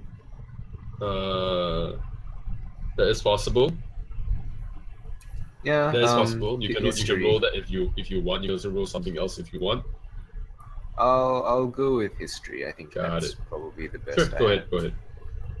Unless Arcana is relevant. Is Arcana relevant? Arcana is relevant to this as well if you want. You've definitely studied Yes. something like this. I'll use that one. Actually, hold on. What are your languages again? What were your languages? Can you tell me really quick? Elvish, Common, Draconic. Okay, then you don't understand what they were saying. Alright. I got a 19 for Arcana. Perfect. Yeah. They look like tieflings, Okay. but not the tieflings you know. More like really feral wild tieflings. You've never seen something like that. You've never seen anything like that. Okay, so tieflings, but more extra tiefling. And you can't make out the full sentence they told you. But you swear one of the words you might recognize from like a spell book somewhere, like because you might have learned Infernal part of your way, just very little. But something like I, we, then there was the word celebrate, and then there was the word calling. That's it. That's all you know. I, we celebrate. Not calling, but calling, calling somebody. Okay. Alright. Upon the sands there was fire and dancing devils. Apart from that, I'm not sure what this could be. Does the item seem magical at all? Not really. It seems important. Like your mind just says like, yeah, this is relevant to me. Okay. You have like this weird like attraction to it. I guess if I were given more time, I could attempt to detect magic ritual to see if there's anything emanating from it. But for now, I can't. Does that happen with you a lot? Like you just that's the second time I've seen you kind of just space out, dude. Yes, I'm an oracle. I get visions of the past or the future. Okay, I'll have to get used to that then. All right. So, Mary takes out her water cask and hands it to her. I think you should drink something. Thank you. I drink the water appreciatively. Yeah, on an empty stomach, I mean the water is good for your throat, I guess. But on an empty stomach, your body just kind of goes like, I'm gonna puke water. I think we should find something to eat. That's a good idea. Do we see anything around? What is everybody doing? I mean, everybody's just selling things right now. It's like market hour. Oh, it's market hour. Is it like a? All around you on all sides. Do we see food carts? Anything we can sort of go towards to get some nosh? Not really any food carts, but there are stalls. Well, there is one stall that has like a fire burning inside the stall, and it looks like they're roasting something. But there are butcheries, and there's a person selling what looks like half a day old fish. And there's like a person maybe selling fruit and vegetables, and then there's like most of the stuff here. What you're seeing right now, it's usually either raw material or it's stuff for adventuring. So if you look at the far end of the square, there's a stall with a very badly written sign on top that says rope.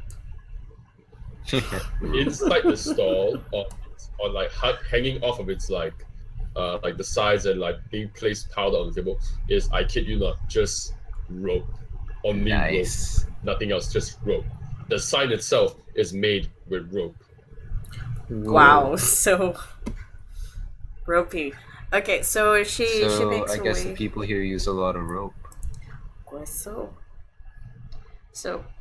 Let's just look for food. Yeah, we look for food. We get some food.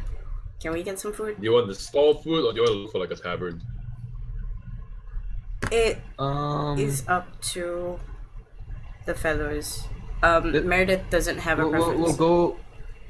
We'll look for a tavern. I'm guessing the stall food sells like dry stuff and rations for adventurers to bring out, whereas a tavern is more like, okay, you eat it now, kind of thing. Like bunking for a night and do your thing. As we move around, do we hear music anywhere?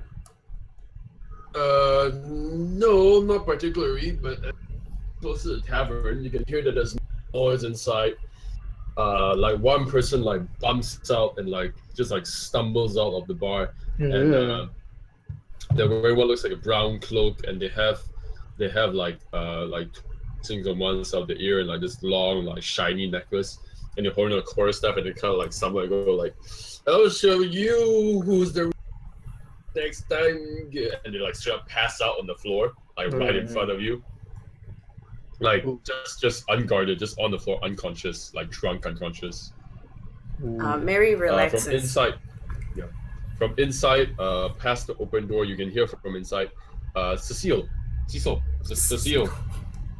Yes. What? Your music is harp, right? Yeah. Yeah, we hear the same theme song from after your intermission from before, but it's much smoother and stronger and much flowing way better. It's being played with like this kind of a vigor and smoothness to it, emanating from the inside of this tavern, and you can see that there's lights and in the lanterns being hung up in every corner. Yeah, the man in front of you that was like wrapped in a brown cloak with the necklace and like the corset just like passed out on the floor. Ooh, Can I nick a gold piece off of that guy? Yes, you may. Would you like to? Would you like? Actually, you don't even need to roll. maybe passed out. He's unconscious. Yeah, but Just are you one, just one. I just want to take one. sure? One. You kind of look around and you kind of like find this gold pouch. In it is 10 gold pieces, Mm-hmm. silver pieces, and 50 copper. Yep, I nick one out. You nick 1 gold. Yep, Yeah, you get 1 gold. I get one. Cheeky little ranger. Are y'all just gonna let this happen? Like looking. Yes. Mary sees I- this happen and she's immediately aware of everything she owns and like extra apprehensive about having his hands near her. No, it's all good. Marydeth. I Don't can't, look at me I can't like that. imagine when you're like panicking. Sonnet just like walks over and just starts licking. The guy. Mm-hmm. The sonnet's just licking the guy Yeah, like. full on just like slobbering the hair off. All right. Yeah. So Nice. I want to go into the tavern and go to the source of the music. Yes, let's step We do over that. this passed out man. Yeah, as you walk in, this bar is way more rowdier than one by the port. Instead of like those circular nice little tables, these are like ramshackle. You swear one of them was made like literally made from a barrel top. You can see also another one is, and I kid you not, this one looks like, there's one that looks like a barrel top, and another one that looks like the axle of a wheel on the wagon was like taken off, sawed in half, and like stuck on the floor. You can also see that you can see like there's a higher variety of races here. Back in Elam, it was basically humans, elves, and maybe dwarves once in a while. In here, you see as you walk in a dwarf on the second floor on the banister jump down and crash on another person. You also see 2 dragonborn just like full on arm wrestling each other. You can see like little like sparks of ember coming out of their mouths. They're ready to just like fuck each other up. Fuck it up, Kenneth. Fuck it up. You can also see on one end of this room, just like 3 cloaked figures, just like looking at each other, just like whispering, going like, "We're doing this right now. We're doing this." And the third person doesn't speak, but they keep on speaking like this edgy, heavy voice. Yeah, like hold on, I never generated those names for the guys that you met. Give me a moment, yeah. The 2 guys that you met, one of the guys that was holding the heavy backpack, and the other person who was in the nicked armor. Heavy backpack guy is named Tane, Tane. He just gave like a brief story. Yeah, I just came here to deliver supplies and like try and find what I can to trade and bring back to Elam. And it's like it's kind of profitable. He sounds kind of sad. And Gillen's voice is something you never expected. It's more like a whiny Charlie Day voice. It kind of goes like, yeah, I kind of got out the Adventurers Guild. I got taken on a boat trip. Then they kicked me out because they said I was kind of incompetent. So I kind of just took my pay, and now I'm here trying to find money. He sounds very like desperate. Oh god. Okay. And then it just goes like, I just need some time to settle down. I'll see. Thanks for helping me. Maybe I'll see you later. Yeah, Tane and Gillen. I've written them down. Don't worry. Gillen with 1 I, not two L. No wait, 1 L, not 2 L's. What did I say? I. Gillen. Gillen. Like Gillen with Gillen. 2 eyes. Just It's Gillen. not Jillian, it's Gillen. Gillen. None. Yeah. Gillen. Yeah. Okay. Cecile, Yes. Do we see the performer? what do you look like? I look like how I look like with my mask on, and I'm playing with a very straight face, ignoring all this rowdiness. Oh. But how? People are jumping off the 2nd floor. As long as they don't touch me, I'm just gonna play my music. Like not like it's like when you're hearing all that, what do you call it, like the folk song, and they're just in the background, people are just diving off balconies Yes. at each other. Yeah. Oh, is Sonnet allowed in the bar? Because it's rowdy. Nobody gives a shit. Okay. Like Amazing. I think you just walk up to the barkeeper, like the reactions are just so very different immediately. You walk up to the barkeeper and the barkeeper just goes, "You better drinking." Mm-hmm. She Yeah, likes then to you just- drink. And then he just reaches back, takes out a cup and fills it with milk and just gives it to you. Oh, it's so cute. And then he goes like 2 copper. All right, I pass him 2 copper, and I'm like, oh, here you go. Here you go off. Bring this off into the corner and have a nice little drink. So that just spills the cup on the floor. Oh, It's a all right, bear. okay, nobody cares. Nobody cares anyway, right? Yeah. It tries I wanna to have- it tries to like get the cup into its snout, and then it tries to like whips it around a little bit, and then it like does the thing that the guy did inside the bar before this, and then it kind of like spills all of its fur and just like licks it up. So cute. It's okay, Sana. You'll get there someday. I thought you would have a plate or Nice. something for you to like feed. So Who are you saying this to? no, I'm saying it to. I mean, it's off character to Bo. Okay, to I thought you were give- gonna say it to the barkeeper. You can say it to the barkeeper if you want. No thanks. Yeah, so I want to head over to the man who's playing the harp, and the gold piece that I nicked off just now. I want to give it like as a tip, like I tip the harp player. With stolen So, goods. Dispose Seal, of the evidence. Do you have any place to put tips in? He doesn't accept tips in tavern when he plays because the barkeep pays him. So there's just like you go to put the tip, but you don't see any place to put a tip. Okay, is there anybody drunk off their Cecile, ass are you around drinking me? anything? Cecile, are you drinking anything? No, he's performing. He don't perform drunk. No, like are you given any water and food? He does. Yeah. Yeah, you Yeah. see next to him that there's There's a a table and there's a cup. Yeah, I throw a gold coin into the cup. Yeah, you throw it in and you hear like a wet plop. There is. I stare at him while still playing with a not very grateful stare. 1 gold piece can buy many drinks. Yeah, I hear people infuse gold in their food in Elam. I have no idea, man. It's like something. Ooh, sorry. So I thought that was a tip jar. Still staring, but still performing. And then by sneering the end of the cadence, and he did that. Oh, God. End of performance. Just end up. Clap, clap, clap, clap, clap, clap, Nice. clap, clap. It's near the end of the cadence. It's like I'm gonna end it here. In Yeah, the like face. you end the harp music. The harp just like strap goes off. It's not that it goes quiet, but all you hear now is just people fighting and yelling in the background And and like getting Cecile drunk and like doing says- schemes. what did you just throw into my water? Yeah, you see, there's a misunderstanding here. I didn't know that was filled with water. I thought that was like your tip. Your Did tip you not cup. see it's a cup? Yeah, I thought it was like your tip cup because you're playing in a tavern. That's usually what people who play in taverns do. Cecile stares at him. Does he still have vomit stain on him? Pretty Yes. sure. Pretty Likely. Sure I do. Yes. Pretty sure I do. Narrows eyes. It's like,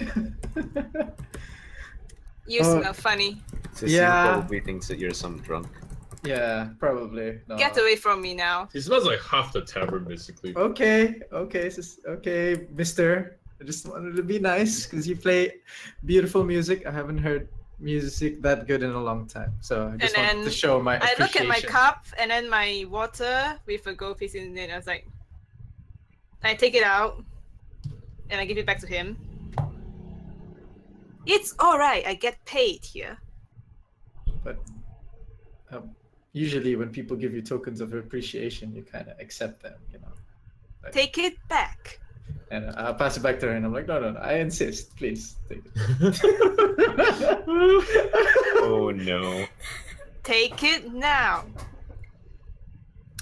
All right. You win. I'll take it back. Can I like sleight of hand it into her pouch? Before he does that, Roll stealth, and we can probably have Cecile roll a good old fashioned perception, I guess. I But, guess. for that, what do you want to do? Yeah, I think it's kind of hard because I'm just staring at him. Roll his hands. with a disadvantage. ugh. All right, I'll take it. Ah, Oh, too bad. What's your passive perception, Cecile? It's a 14. It's a 14. Oh. Is that a pass or is that a fail? Can somebody tell me? I don't know. I think it's a pass, right? It's like a It's a save. pass, right? It's a save. pass, right? Yeah. You slip the gold coin into her into the money pouch. Wait. No, it's a pass for her, for him. Or it's a pass for him? Seriously? Yeah, I'm pretty sure.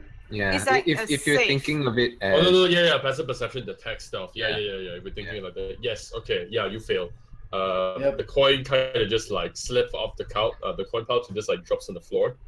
Ha ha ha ha ha. So he looks at his coin phone and he's like, "What are you trying to do here?" At that point, Yeah, you evidently saw his head off Yeah, I was the like, pouch. "I'm giving you back your coin, and you're trying to take my coin."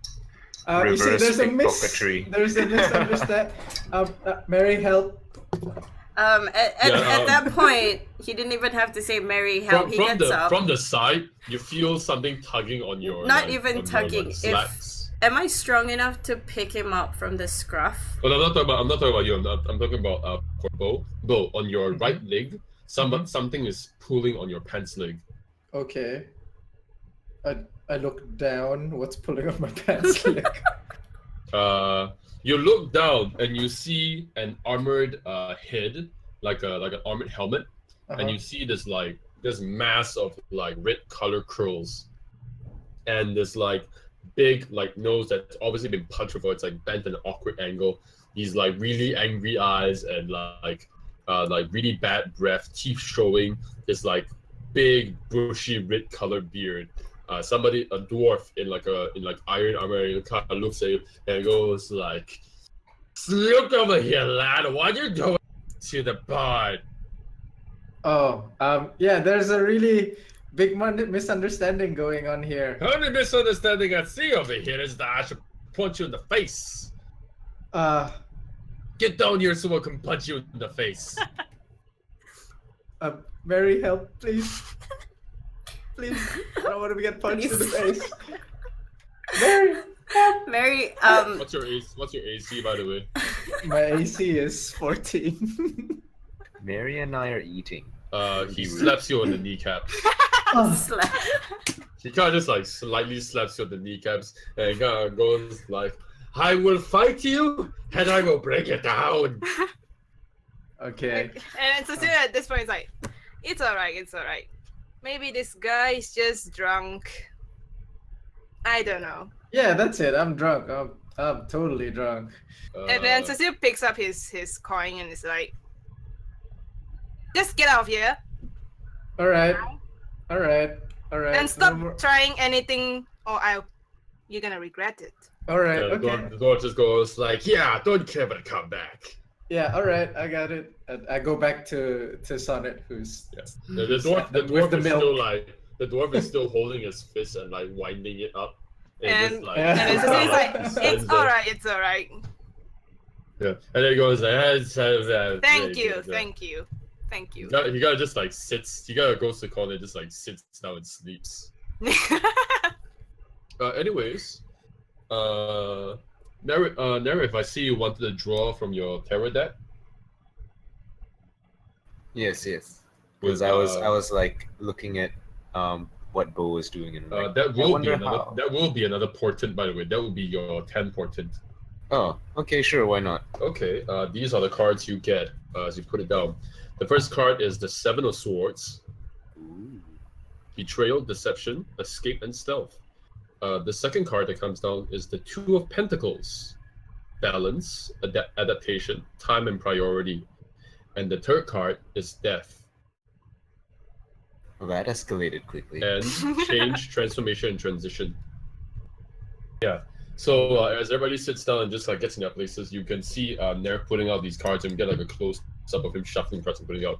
The first card that comes out, you see a man naked for like his top half torso, half naked, walking down this like lonely, desolate road, and these 7 swords are like stabbed through him from the back out of his chest, and as he kind of like carries them like one arm in the back, trying to like heave the swords and prevent him from falling. And he's hunched, trying to like walk forward. The second card.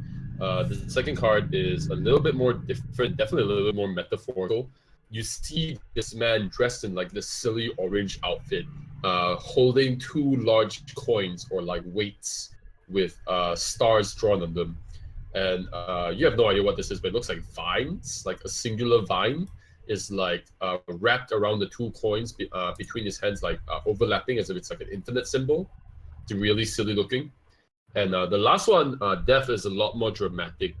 It's this pale white horse coming out of half the card with this man clad in full iron armor with face of bone and hands of bone, holding what looks like a flag with a singular white colored flower in the middle, a black colored flag with a singular white colored flower.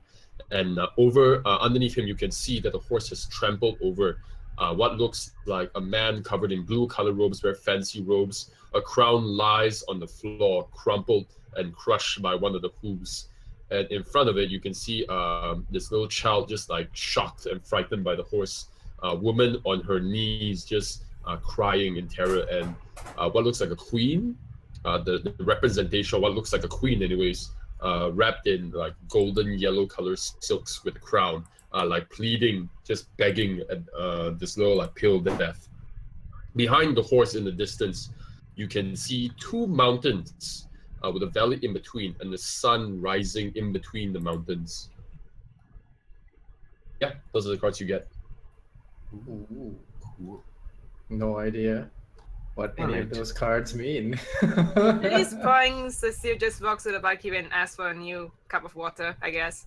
Marydeth, Yes. you have a good feeling that the cards are telling you something important here, but you don't really know what. You're trying to interpret it as usual, I guess. Yes. Yeah. Marydeth, as what are you getting? Hmm? Wait, who spoke just now? I was. It's a seal. Seal. It's Yeah. Cecile. He goes to the barkeep to get a new cup of water. Yeah, the bartender already has one ready and kind of just Ah. like puts it on the counter for you. All right, I He's drink, got I the sip. excited. He's like What? smiling as you like come back, getting like. Well, that was a nice run, I guess. And I have a sip. Sip. He And I kinda just looks chill around the counter. Yeah, he kind of looks at you for a moment. And set rate for this. Set what? Does the PHP have any set rates for bard farming? I think it's up to the DM, right? Like, Okay, I'll I roll it have then. rates, yeah.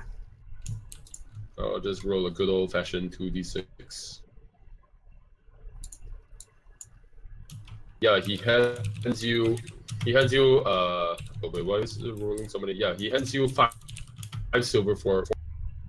5 silver, 4 copper. Yep, All right. good enough to eat. Cecile is like, all right.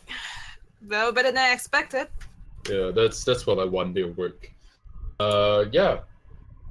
He kind of like looks at each of you and he just like asks like, what do you want to eat? Do you want to eat anything? Do you guys want anything? Yes. Yes, we get like a basic meal. Let me see what a basic meal will cost over here. What are the meals here? Meals over here are kind of varied. There's chicken, there's beef, there's a farmhouse system with wheat, so the bread, there's Yes. beer, just good old fashioned meal, and there's What did we get? what do you want? You were cutting off, so I didn't Oh hear. man, okay. There's soup, there's bread that's made from wheat at the farm outside. There is beef, there's veal, there's chicken, Mm-hmm. some cheese that's been recently delivered by one of the travelers. I want the cheese and the bread. They don't serve anything to drink here other than water, ale, and milk. There's nothing else. Nerf's Okay, what do you Nerf's gonna go with the cheese and bread as well. Yeah, I got the cheese and bread as well. Mary's going for meat and potatoes and an ale. Meals, potatoes, and ale. How much does this Yeah. cost?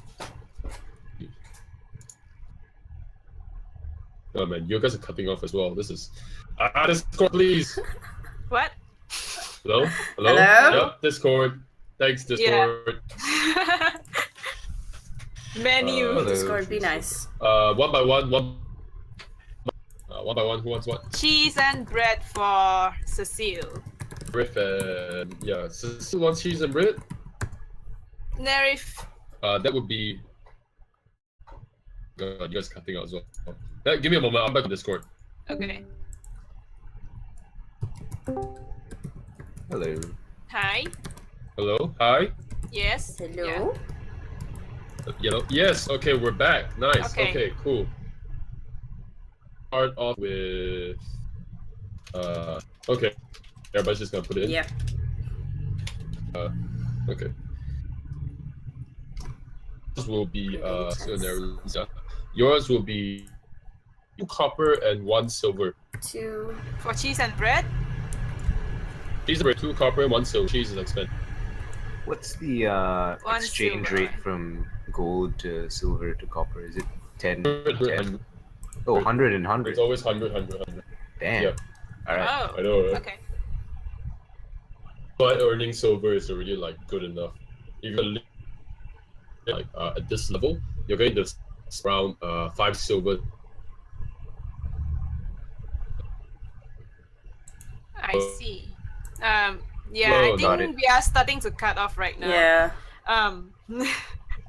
It's the time of the day. Oh god. Stop Yes. interneting. On. It's been great so far. The score has been pretty good. Yeah, so far. it's been I think great. just- I yeah, hear think it's just everybody Malaysian clearly. internet. though. Really? Yeah, Yeah. there's just it's all Yeah, of it's just this, Malaysian like, internet. different Yeah. regions, yeah.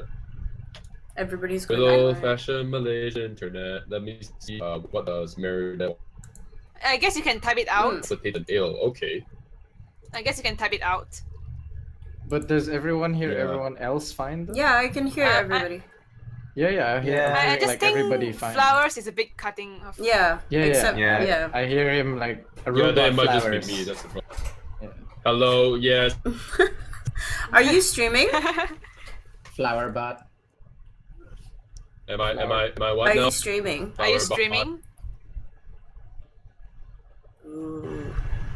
Oh Ooh, no. that's really bad. Ooh. Yes, Yeah. yeah. I didn't get any answer. I'm. Test. Testing. Is this like the DM curse of Discord? Because I used to cut off too, I remember. Yeah. It might be roll 20. 99%. Yeah, I think it's It might roll be roll 20. 20. Mm, Yeah. Roll 20 is just using a ton of memory on my side for some reason. really? 76% CPU because of roll 20. I think. Ah. Wow, that's insane. Ah, The one- Is it? Playing DM is using a lot of CPU, but we as a player don't really use much, right? Oh man, that kind of sucks. We gotta find a fix for that. I mean, it might just be that I need a better computer. How old is your Oh, computer? I'm using like a gaming laptop that can play Overwatch. It might be just the internet though. Yeah, Could be it that. might just be internet. Yeah. Let's see. Let's continue. Unify meats, potatoes, and ale, right? Let me see. Meats, potatoes, and ale. Let's put that at 4 silver, 4 copper. Okay. 4 silver, 4 copper. Yes. I got it. I'm like, okay. Oh my god. I'm curious what I sound like from your end. I want to listen to my. A little bit robotic. You sound I like am. flower bot. I am Flowerbot 1.0. Would you like me to murder you in the dark? No, thank Roll you. for No, initiative thank and you. death. Boop boop beep boop boop. Okay. Yeah. As y'all are eating and doing your usual stuff, you hear the door from you open. As this like, you notice this small gnome just kind of like walking in. It's like its big feet just like unclad and anything other than like this kind of like what we just like this like band on like the middle of its like legs, and then it kind of like walks over to the bar. It's covered in this like brown small cloak, you can see that it's like wearing very, very simple leather clothes, and you can see that it has like a small dagger on itself. And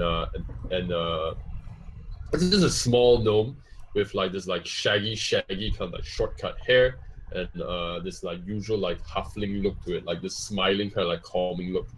And it just like walks up, climbs on the stool, and like sits there. Its legs barely touching the one rung that's on the stool, and kind of looks at the barkeeper. Hello, you guys can still hear me, right? Mhm, yes, Yep, yes, yep. yes. Thank God. Okay, I'm getting Yeah. paranoid. It looks at the barkeeper, and then it kind of like starts ruffling through its back. And again, it goes like, I have a good thing for you today, Aben. I got a good thing for you. I found something that like you might want. You can sell." And Aben kind of like looks at this gnome and goes like, "What is it this time?" And the halfling pulls out this like small piece of paper and puts it on the table, just like scoots away all like the alcohol, trying to not dirty it, and he kind of like puts it out. You can see on the paper this parchment. It's this like half complete parchment. Like somebody tried to do cartography. It's like a map, but it's only like half drawn and complete. Mm-hmm. He places it on the table, and it kind of goes like, right here, unexplored territory, perfect for you. You could. I'm gonna sell it to you. You can sell it to somebody around here. I don't care how much. 1 gold. 1 gold is all I'm gonna sell it for. And Avon kind of looks at him and goes like, "You're crazy. You're off your block. I don't have that kind of money. Get off, Melly. I don't have time for you." And then Melly kind of like, "No, Avon, look, okay? 80 silver, free meal. I'll do that. Look, unexplored territory. There could be tons in here. You could go in, you could find whatever you want. Just call your own adventure party and have them do it." Is Cecile like? Can Cecile see this Yeah, happening? he's right next to you guys. Yeah. Cecile is like taking a peek at it. Is it like a badly drawn map or like a pretty like? It's well legit? drawn. Like somebody obviously used tools to draw this. Hmm. It's got like He proper keeps lines. sipping his water and see how it goes. Yeah, he kind of like looks at it and goes like, Aben, no. We've been friends, okay? I just sell this to you. I'm bringing you something good here. And Aben kind of looks like, I wouldn't really call us friends. Burn. We're more like a customer. Look, unless you're here for a meal, get out, okay? I got nothing to do. I want nothing to do with this map. You're in Old Court. Sell to some other desperate asshole. And the barkeeper kind of just walks off, and then he yells and just like, if you're not out here in 20 seconds or you're ordering, you better get out. And then he kind of like walks off to like service the customer somewhere else. And you can hear Mally just like sitting there folding up the map and goes like, "Give me that. Tell me to get out in 20 seconds. I'll show who wants to get out in 20 seconds." And then at this point in time, Cecile is like, talk to him and say, 50 silver pieces, and I buy that. Yeah, his little halfling ears immediately like perk up, and he looks at you and like smiles. Wow, okay. This map is important though. 50. Take offense to that. Hearing the word Eh? offense. And he looks at it and goes, 90 silver. 90 silver. I just heard you were pounding off for like less than that. Yeah, and a free meal. And Aben's my friend. Mary Yeah? stands up and He stands just said you're not friends. weirdly close to the halfling, was it? It's a love-hate relationship. Oh, really? Yeah, we go way back. Now, 90 silver, the map.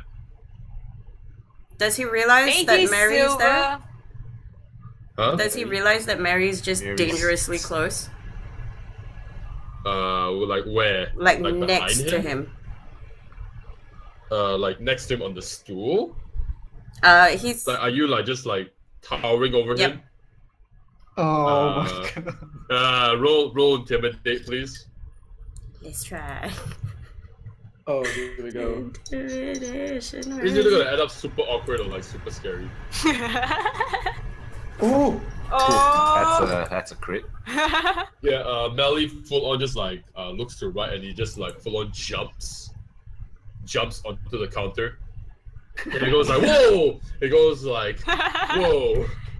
He was like a little bit too close over there. Like he composes himself a little bit too close.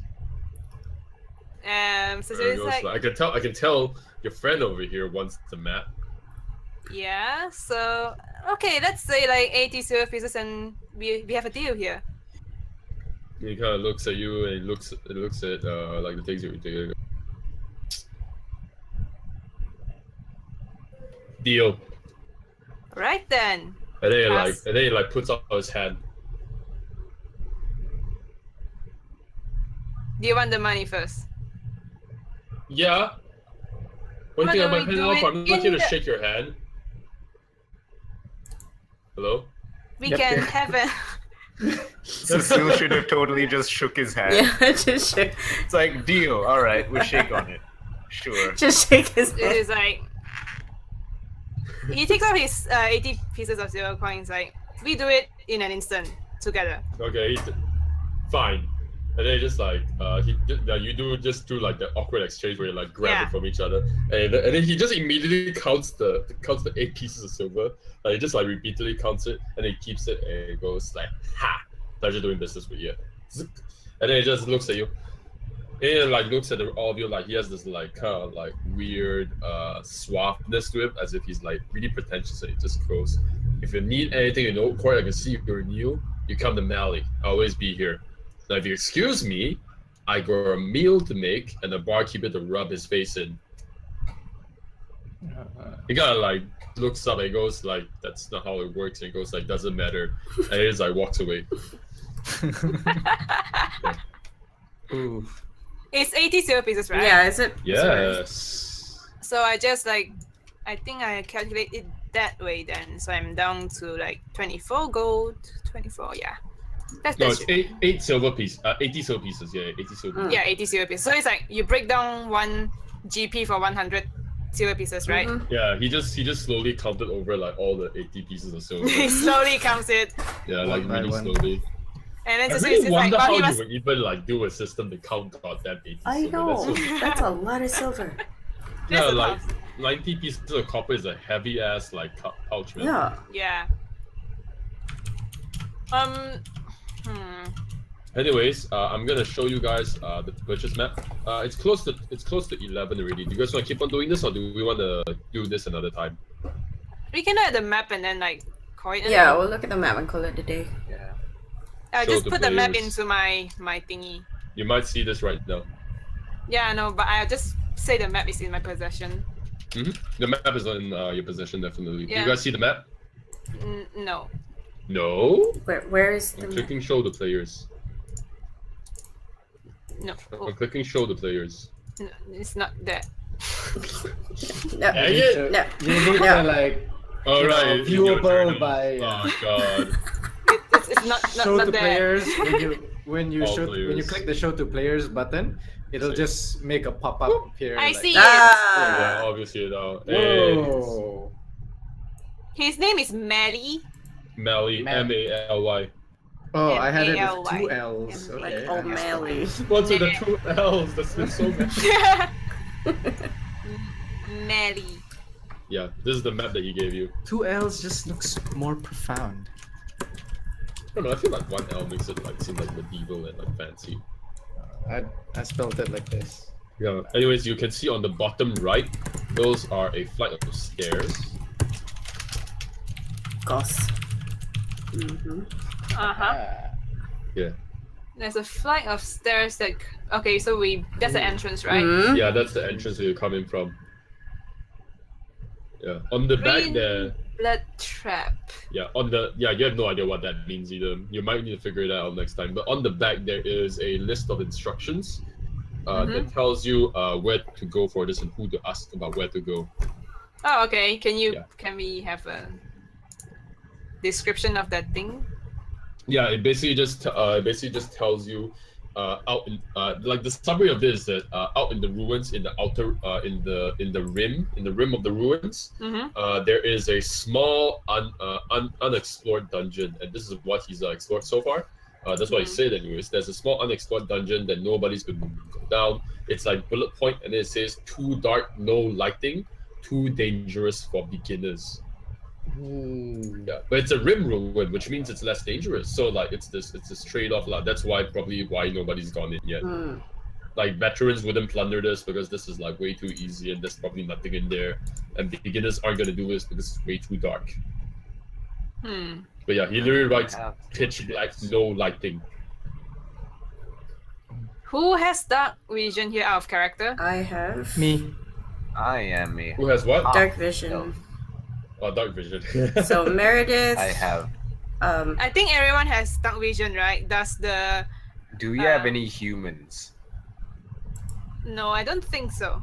Then Oh, the- Harris won't have dark vision. Halflings don't have. No, is he a halfling? Halfling?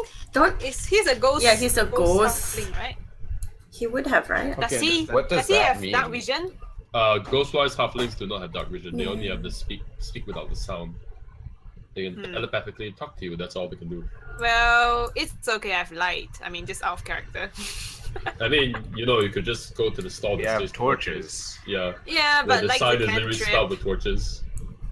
It's a cantrip. But you guys all have explorer's pack or something. You should have some light. I have a scholar's pack. It's very sad. I have torches. Burn, I have burn the paper. Burn the You paper. know which is worse than that? Diplomat's pack. Oh. Diplomat's pack is Hey, expensive. diplomat pack is good, Sell man. it. You got soap. I know. I have a soap. That's why Cecil has it. That's why Cecil has it. He has to smell perfect every day.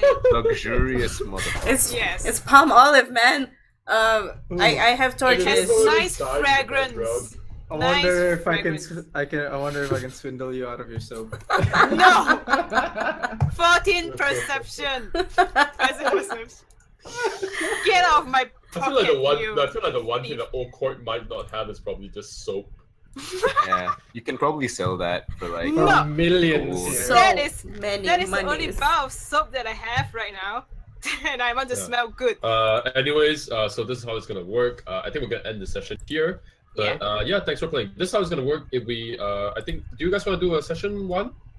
Yeah. Are you guys okay Yeah, proceeding? yeah. Cool. Yeah, we can so, do it, of course. Yeah, so in the long Definitely. term, I think for the short term right now, I don't know whether it's gonna go like fully long term. If we hit like clockbooks and stuff, we might explore more of the world. But for now, whenever you're in Old Town, this is essentially the routine that we're gonna go for. You're gonna go and plunder ruins, you're gonna plunder dungeons, you're gonna try and explore more of the plot, you're gonna try and find out more maybe about Elum in the world. It's up to you. I know all of you have very, very interesting objectives and lore that I can play around with, which is amazing. But yeah, so like this is what's your first chance gonna be. I'm giving you guys time to prepare how you guys are gonna discuss you're gonna go through this dungeon. Because this is only a portion of it, by the way. You have no idea how big this is. Okay. Yeah. For Because- reference, Mhm. each hexagon is about 3 feet wide.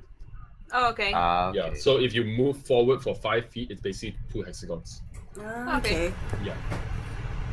Right. Yeah. So like it's like actually make it 5 feet, like yeah, but it's like a 10 feet wide hallway wherever you go, basically. Okay. Okay. Mm-hmm. So yeah, Alright. this is basic program, basically. Okay, that's Uh, cool. We come thank in you. from the staircase, though, right? Just... Yes. Yes, you're coming from the staircase on the bottom Okay. right. Okay. All right. Thank you everybody for coming today and playing Dunces in Discord. Yep. We will probably no, rename that next time to I don't know Dunces and Dragons. Dunces and Dunces Dragons and sounds Dragons. better. Yeah. Dunces and It Dragons. has a Yeah. nice ring to it. And Anyways, thank you everybody for playing, and thank you everybody for watching. thank you Haha. for DMing. Thanks for joining the session. Thanks.